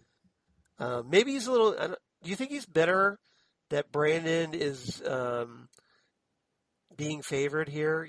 That people are kind of siding with Brandon over him, perhaps? Maybe he feels that he's almost becoming obsolete and that he is no longer the genuine article and that the young upstart is taking his press and his fame. Granted, it's his son, but it could be like he almost feels like he is obsolete. He's no longer part of the times. It could be partly that. He feels like he no longer belongs in this world. But well, he would be right about that, as it turns out, that he is apparently out of his own time. And I think you're onto something there, because I think that maybe he's just he's frustrated that people aren't siding with him on this one. He thought that, look, you've been in my corner all these decades, and now you're kind of turning on me a little bit. What's up with that? So he's frustrated. Yeah, I think it's almost like the whole anachronistic The world thing. has changed, and he hasn't. Yeah, that's why I think it's very anachronistic of the way he behaves and all. But yeah, and I think it's that. And I love the fact that he tells Brandon, "I'm not grounding you. This will give you time to reflect and to think." Yes, of course, it will just fester in his son's mind about what's going on, because you're giving him zero counseling, zero talking to. You're leaving the guy alone with these very raw feelings. I'm not a therapist, Charles, but I think anybody could latch on the fact that it's just going to fester in his mind if nobody does anything about it. Yeah. And I think, the idea that he goes and tries to ground Brandon, who is old enough not to be grounded for one thing. Yeah. And he tells him, I'm not grounding you. I'm giving you time to reflect.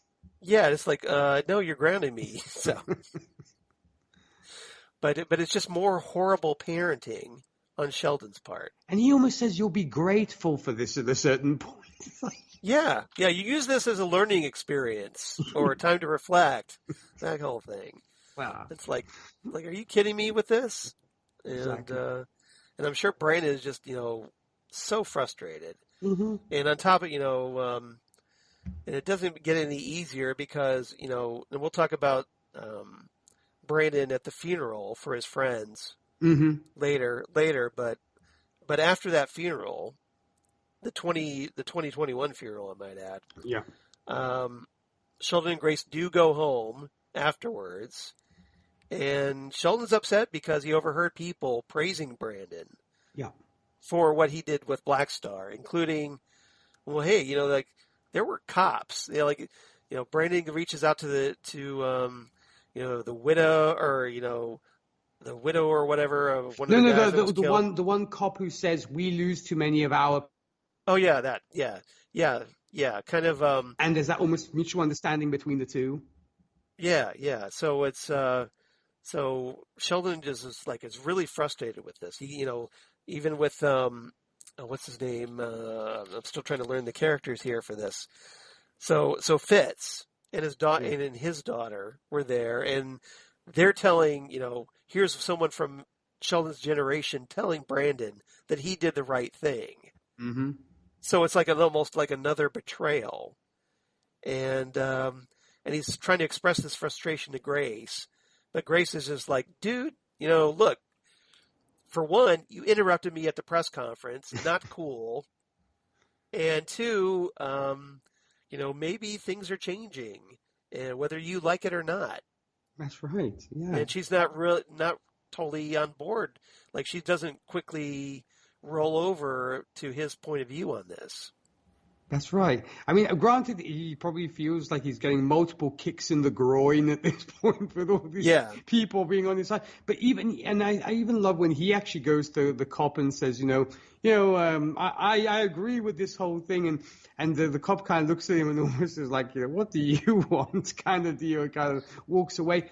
And thanks, Gramps. Exactly. And then I believe Brandon actually tries to console Barry's widow as well, when they're about to get into the car, and she says, can't your uncle take those memories away from my kids who had to see their father die? That really saddened me, and it was a beautiful. Yeah, but Brandon had explained that Walter can't do that. Mm-hmm. Yeah, he can't wipe people. So that's kind of like a plot point, I think, that Walter can't alter minds with his mind powers like that, memories. Yeah, that's right, because he can go into their heads and stuff, but he doesn't have like the Professor X thing where he can just mind wipe you. Yeah, exactly. That's a great distinction. I'm glad you clarified that. Yeah. So that's essentially what's going on with these characters in this episode. Not a whole lot. So you want to move on? Let's talk about Brandon and Chloe since we've already started. Sounds good. So in this one, Brandon. This is, like I said, this is the after effects of the previous episode. So, we talked about him getting grounded by his dad, and he ends up having to deliver this eulogy at the funeral for his friends, and it's a very powerful moment, I think, because he talks about that.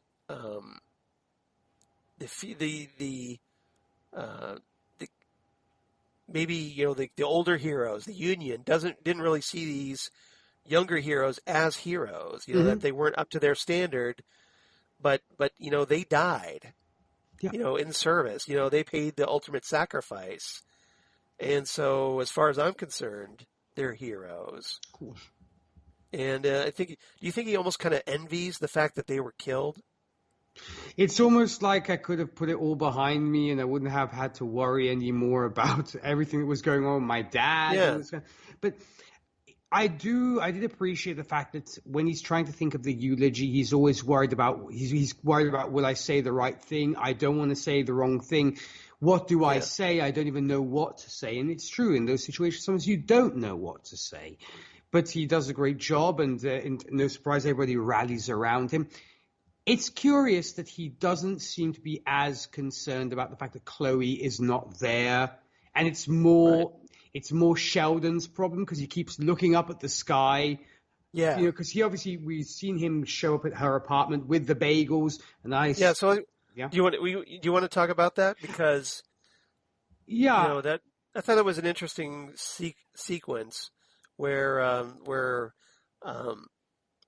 Sheldon shows up with, like you said, with bagels, trying to almost as like a peace offering.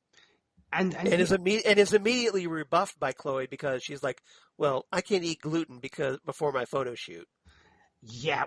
And I'm like, okay, you don't have to be such a, about it. But she's not willing to give him an inch at all. No, is she? Yeah, no. She granted she's a little bit obnoxious. I will say that, but yes. And a little bit rude in that sense, and not to me. But I did get kind of mad at Sheldon as well because you toast the bloody bagels, you butter them, but you don't eat them, and I was like so upset because I can't get bagels in this country for neither love nor money. So So I shouldn't talk about the bagels that I have upstairs right now because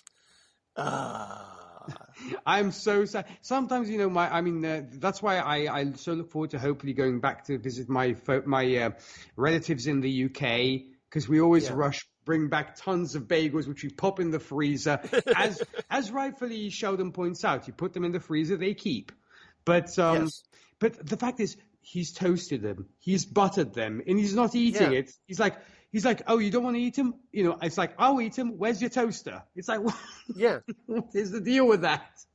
Well, again, I think it's a control thing. I'm going to take charge of this situation. You're not going to eat these things. I brought them, so I don't want them going to waste. So I'm going to go ahead and eat them.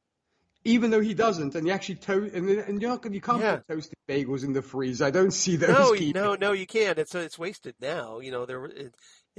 Unless Chloe eats it, they go to waste. Yeah, because I think he said, I believe either you can eat this after your shoot, but he's like taking them out, putting the butter on, and everything else while my mouth is watering. Well, he only toasted one bagel, so there are probably other bagels in there she could eat. Yeah, of course. To be fair, so he only probably wasted one bagel, but still, it's a waste of one bagel, right? That's right. I mean, but that aside, while my mouth is now watering, I want bagels with my ice cream. Exactly. Apparently. Well, I'm getting hungry. Okay, can you tell I haven't had dinner yet? Yeah, I can tell. It is pretty evident, Charles. Yes. But aside from wonderful bagels, yes, the whole concept is he goes there to kind of say, you should be there for your brother, which meant to him before is, dude, you should kind of be there for your son. You should not be lecturing your daughter on being there for her brother when you are not doing anything to be there for your son. Well, to be fair, he does bring up this point. I think it's valid. Okay. He says that Brandon won't listen to him,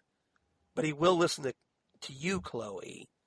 So I think he would benefit because of that he feels that Brandon would be more receptive to her than him at this funeral. You do make a good point. And, well, hey, at least Sheldon's realized something, that his son won't listen to him. Yeah. And, gee, I wonder why, Sheldon. but they kind of quickly get into this, which is presumably a very big habit of theirs, these butting of heads between Sheldon and Chloe. Yeah. And Chloe makes a very great observational point where she says, look, nothing is going to change between us until you or me stop being who we are. Mm-hmm. And that's never going to happen. Exactly. And she's right about that. They're at this eternal impasse because neither of them will budge an inch. Yeah. And until that happens, until somebody finally gives in or changes, their attitude, they're going to keep butting heads. And it's just going to be this eternal frustration for both of them. Yeah, it's the eternal Mexican standoff, literally. Mm-hmm. Yeah, you almost expect Sergio Leone to be directing the scene, with where you focus real close in on the eyes Yes. as they kind of like look at each other back and forth, waiting for one of them to make a move. That's exactly it. But no, and but I guess I see Sheldon's point, and you do feel a little bit bad the fact that Chloe did not show up at the funeral. But she had Yeah. zero interest in being there. But she was a little bit selfish then, could have thought of her brother. Lord knows what she was doing at the time, whether she was either completely hammered or high or doing something. But yeah, who knows what she was doing? And you bring up a great point that she's not without fault here. Exactly. She's she has to take responsibility herself. And I think to that point, I think Sheldon is right about some things about Chloe.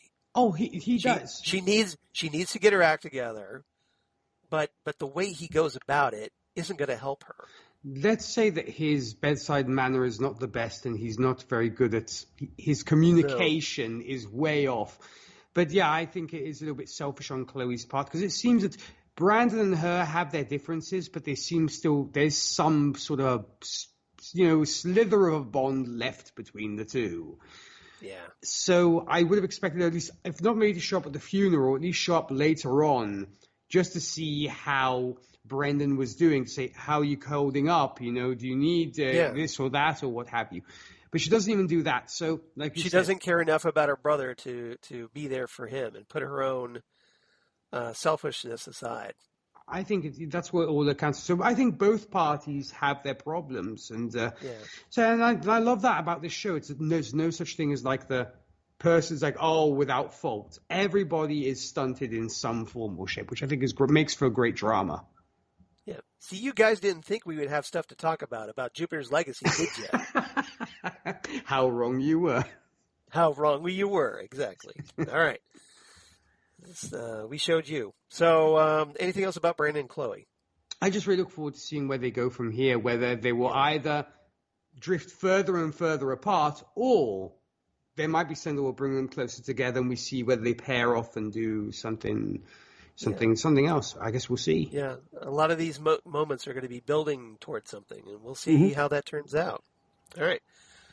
So let's move on back to 1929 as we flash back to Sheldon, Walter, and Grace again. Mm-hmm. So this is, by contrast, this picks up after the events of Sheldon and Walter's father killing himself. Right. So consequently, they have their own funeral that they're getting ready for. Yeah. And so it was a very interesting creative decision to contrast the 2021 funeral with the 1929 funeral. Yeah, exactly. And so we have Sheldon arriving at Sampson Steel as Nick flicks a cigarette. Yes. Lights up a cigarette. And, he's got they talk about, he and his brother immediately get into a debate about what his father should be wearing, even though it's a closed casket funeral. Yeah. Which I guess once again shows his OCD and his wanting to control everything. Yeah. Right. And Walter makes up this point that, Dad didn't like this tie that you gave him. He only wore it when you're around because he was trying to make you happy. Mm-hmm. He, the moment you left the room, he took it off and put on this tie. And it kind of Sheldon kind of takes him back that maybe he didn't know his father like he thought he did. Yeah. So, and I'm sure that won't matter at all to anything down the road, right? Of course there'll be no how he treats his kids. No trickling down effect there. Walter warns that the board wants to shut down the steel mill, but Sheldon's arguing that they can't argue that allowed to happen. His father would never allow the workers to lose their jobs, but Walter's like, look, we don't have a choice here. We're out of money, and we gotta shut this down now while we still have some. Yeah. So, on top of everything else, their friend Willie shows up with a newspaper saying that this reporter has written a piece on their father and how he ripped off the workers.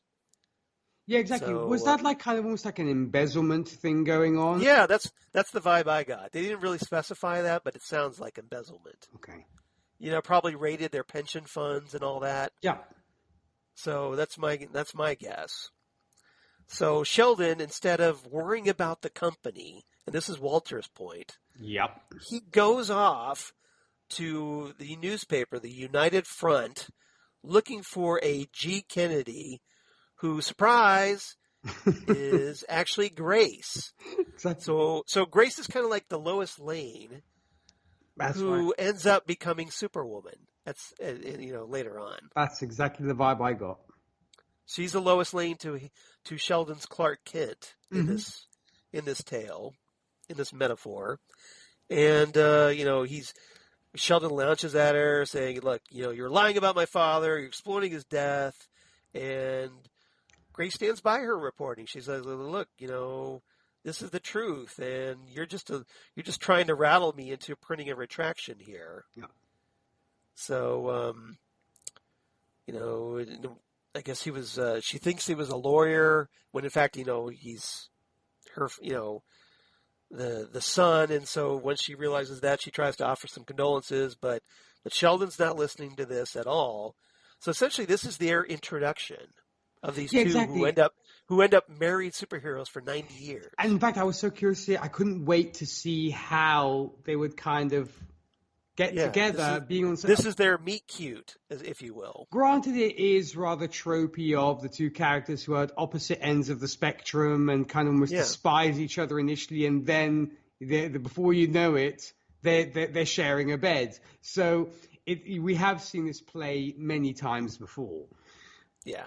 But it's a revelation for Sheldon. It goes to show him that the pedestal he put his father on is slowly but surely crumbling, and he did not really know the man that he so idolized. No, because he goes back, after meeting with her, he goes back to the steel mill, and he's, telling Walter about what's going on. He's like, look, she's obviously lying. We need to sue her. And Walter has a nice little truth bomb that he drops on Sheldon. He's like, look, I actually looked into this, and she's right. The reporter, Grace, is right.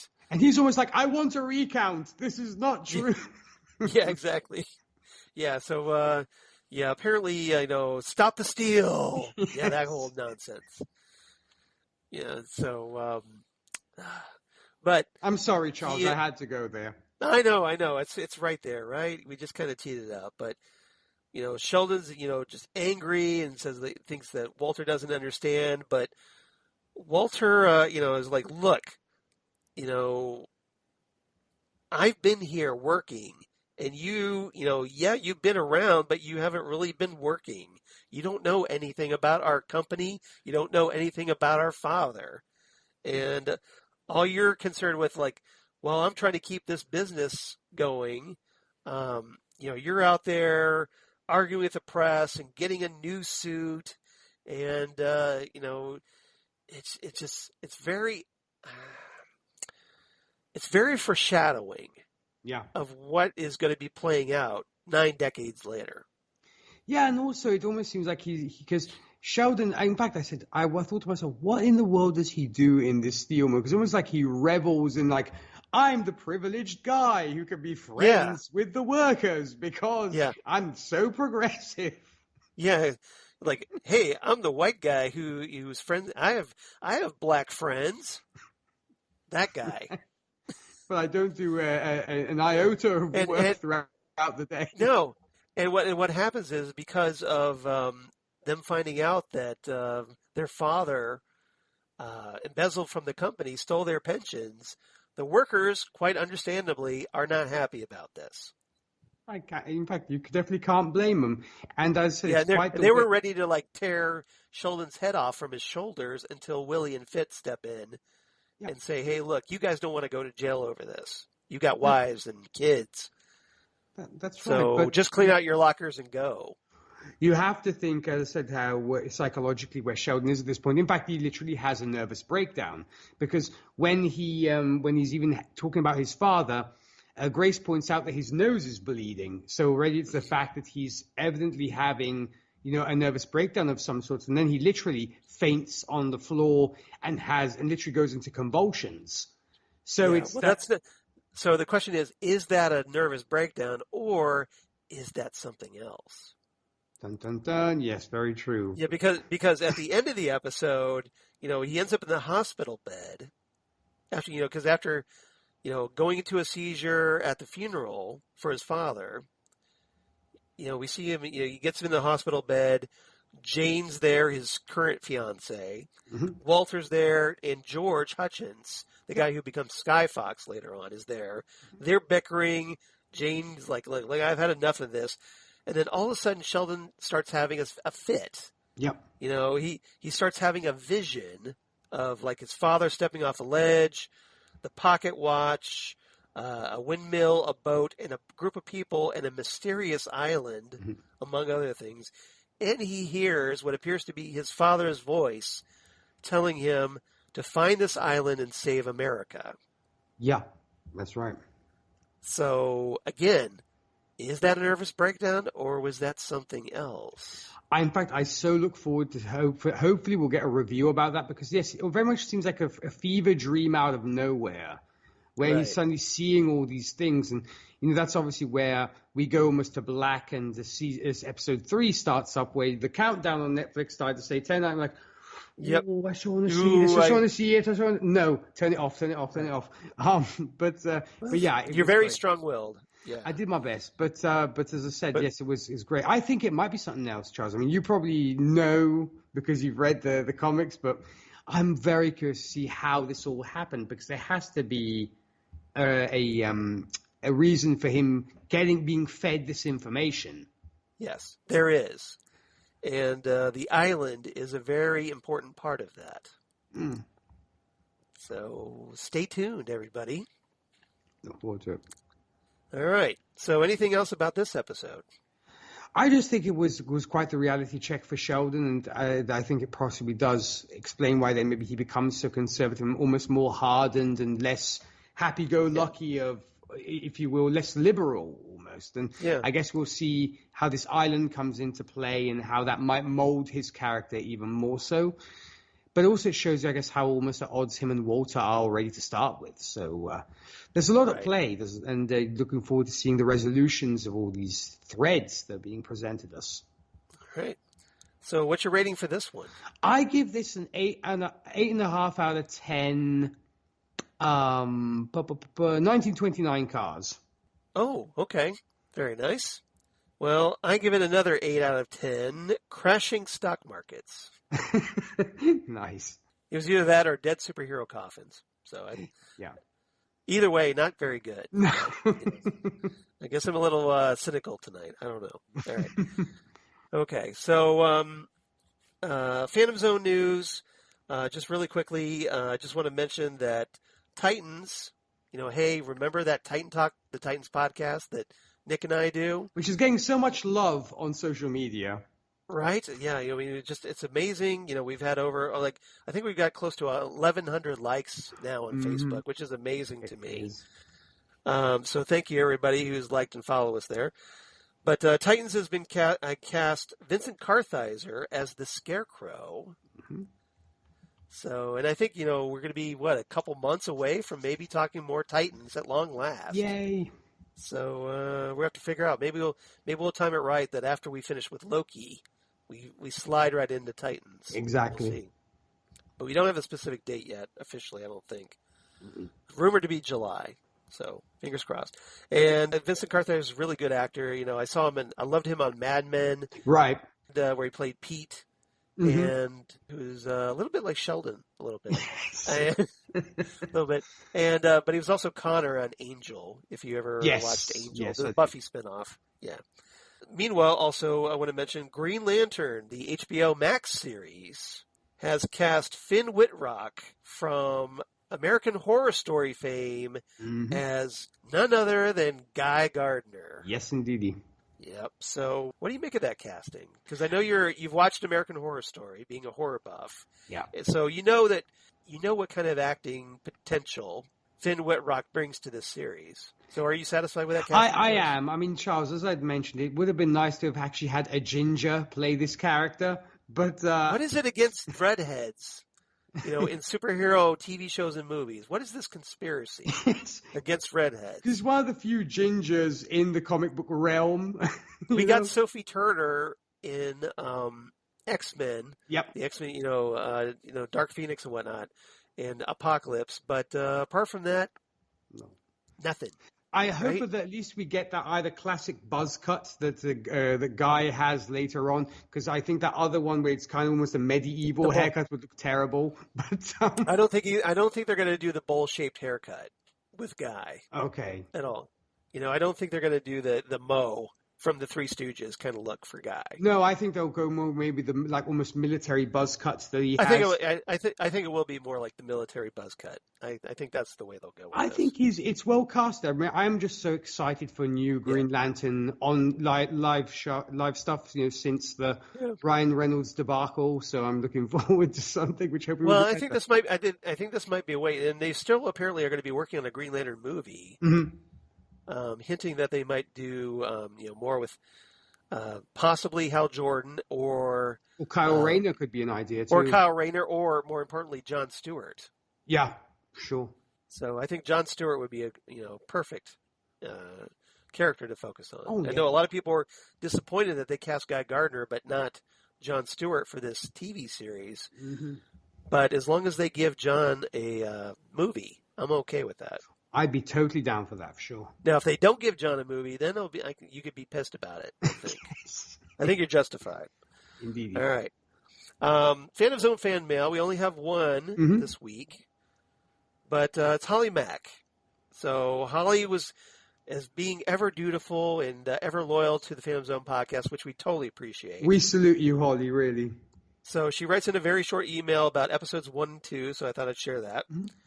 She goes, "Hey, Charles and Nick." Hey, Holly. I have to say the first 2 episodes of Jupiter's Legacy have been very enjoyable and interesting. Mm-hmm. I love the premise and the jumping back and forth from the past to the present day to fill in the gaps and how they almost mirror each other. Mm-hmm. So she likes the jumping back and forth. Yay. I really can't wait to see what the rest of the episodes hold. I'm showing restraint and not binging one episode after the other. Nick gives his applause on that one. I do. I'll wrap it up here. Holly from Wisconsin. So thank you, Holly, and I'll give you a big salute for your patience and incredible willpower in not binging the rest of the season. And not to mention following us on this next project, Charles, because I think that really is, I definitely have to hand it to Holly's devotion when it comes to that. So really appreciate that, Holly. Right, because I don't think she was intending to check out this series. I don't think so either. But then when we talked about it, she seemed up for it. She liked what we were talking about, and she's like, okay, all right, I'll watch it and write in. And so I want to give Holly props as well. Because, yes, hopefully you appreciated our recommendation, and now Nick, he didn't know what to expect going in. He went into it cold too. So hopefully you both are grateful for the idea. I certainly am, and I also want to throw in one quick piece of extra news there, Charles. Sure. You mentioned Loki. Loki, being the trickster that he is, has played a trick on us, and they're actually getting the show early. He's actually getting the show earlier than expected, which is very nice. Yeah, 2 days earlier. Yep. Yeah, instead of Loki being on Fridays, it's apparently going to be on Wednesdays. Yep. So living up to the trickster side, I suppose. Yeah. Now, that shouldn't really affect our schedule because it's only 2 days earlier. Exactly. But it will probably give us a couple more days to, be prepared, so I won't have to scramble right on Saturday and spend my Saturdays like trying to get all this done. So exactly. So I actually like that better. So thank you, Disney Plus. Yeah, thank you, Disney Plus. Thank you, Disney gods, for thank you, Tom Hiddleston, for making that happen. Yes. All right. If you want to be like Holly, please do write to us. Let us know your thoughts on Jupiter's Legacy. Are you watching it? Are you enjoying it? I hope you are. And if so, if you're not enjoying it, let us know that too. Write to us at phantomzonecast@gmail.com. That's phantomzonecast@gmail.com. Or you can find us on Twitter at phantomzonecast on Twitter. Facebook, of course, the Phantom Zone Podcast. Would love it if you liked and follow us there. Or Instagram at Phantom Zone Podcast. And Nick, how about you? And where can they hear all the things that you do so well? Well, at least I attempt to do them well. Well, folks, if you are fans of country music, I do host the Whiskey and Cigarette Show.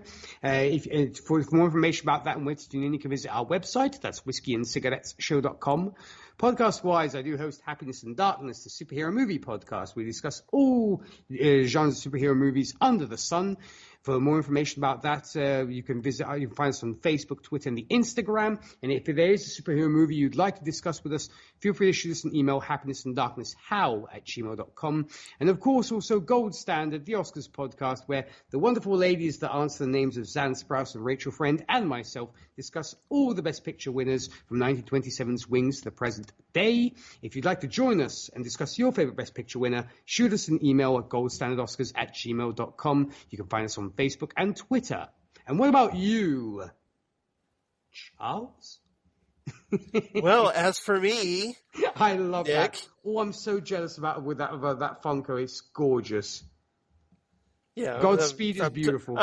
I'm taunting Nick with my new Godspeed Funko figure. Gorgeous, gorgeous. Or should I taunt him with Killer Frost, perhaps? Oh. Charles likes to rub it in, folks. He's just throwing salt on the wound here. Or, maybe blood work. Oh my, yeah. In fact, because I'd actually seen on your Facebook that you'd acquired these lovely Flash-themed Funkos. They are, and of course, I have to get another new Flash to add to the collection. So this is probably the season 6 Flash. Yes, because this version is hurling lightning bolts. I was so envious when I saw those pictures on Facebook, Charles. So yes, especially the Godspeed one I particularly like because I'm kind of partial to Godspeed, at least in the comics. So yeah, good. That is beautiful.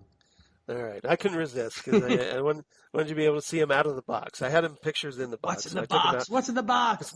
What's in the box? Yeah, exactly. So now I want to watch 7. All right. As for me, of course, at Charles Skaggs on Twitter, at Charles Skaggs on Instagram, Facebook, of course, Charles Skaggs in Hilliard, Ohio, and my blog at Geeky Things. Damn good coffee. And hot. Damn good coffee and hot, where I talk about all the stuff we talk about here on the Phantom Zone podcast. So all kinds of comic book news, superhero stuff, superhero TV shows, news from other podcasts for the Southgate Media Group, including, well, hey, Next Stop Everywhere, the Doctor Who podcast, where unfortunately Jesse Jackson, our occasional host here on the Phantom Zone, my partner in time on Next Stop Everywhere, he's having some very serious medical issues right now.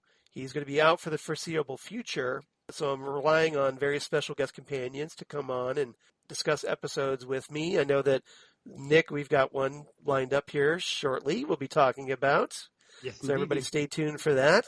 But coming up next on Next Stop Everywhere, we're going to be discussing the Peter Davison story, Enlightenment, the third part of the Black Guardian trilogy.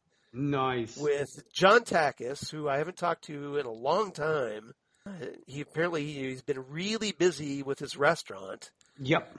They've had some staffing issues, but thankfully he's making time for us, and I'm really excited about this, and I hope everybody checks it out. So we'll be talking about that, and then after that, certain DJ Nick will be coming on to discuss the Vampires of Venice. Yes, indeed.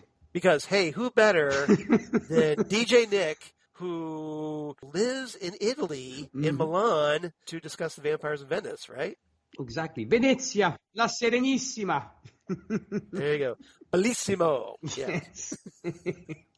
And hey, that's like one of the 2 Italian words I know. and then always a great chance to discuss the 11th Doctor, which I so love. Yeah, exactly. And I think that's going to be a lot of fun. And it's actually going to be pretty relevant because, sadly, actress Helen McCrory passed recently. Yes. So we can talk about that as well. But But I think it's going to be a lot of fun, and I'm very appreciative.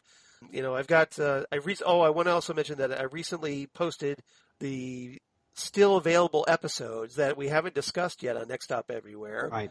And looking for people to come in, and if you want to talk Doctor Who on Next Stop Everywhere, would love it. Just reach out, look at the list, and let me know what episode you're interested in, or if there's something not on the list you're interested in, drop me a line, and we'll set it up and arrange it.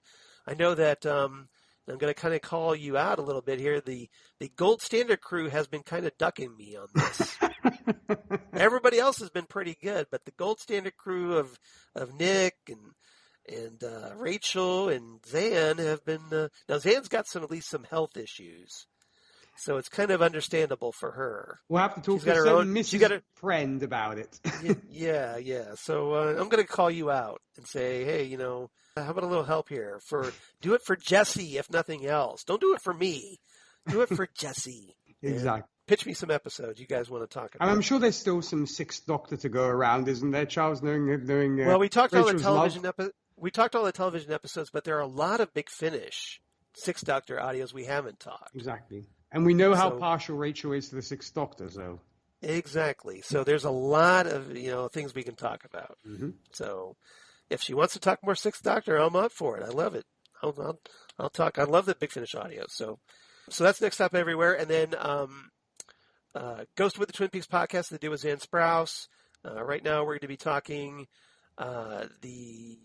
we just finished recording the first episode of Hotel Room, this David Lynch series from 1993.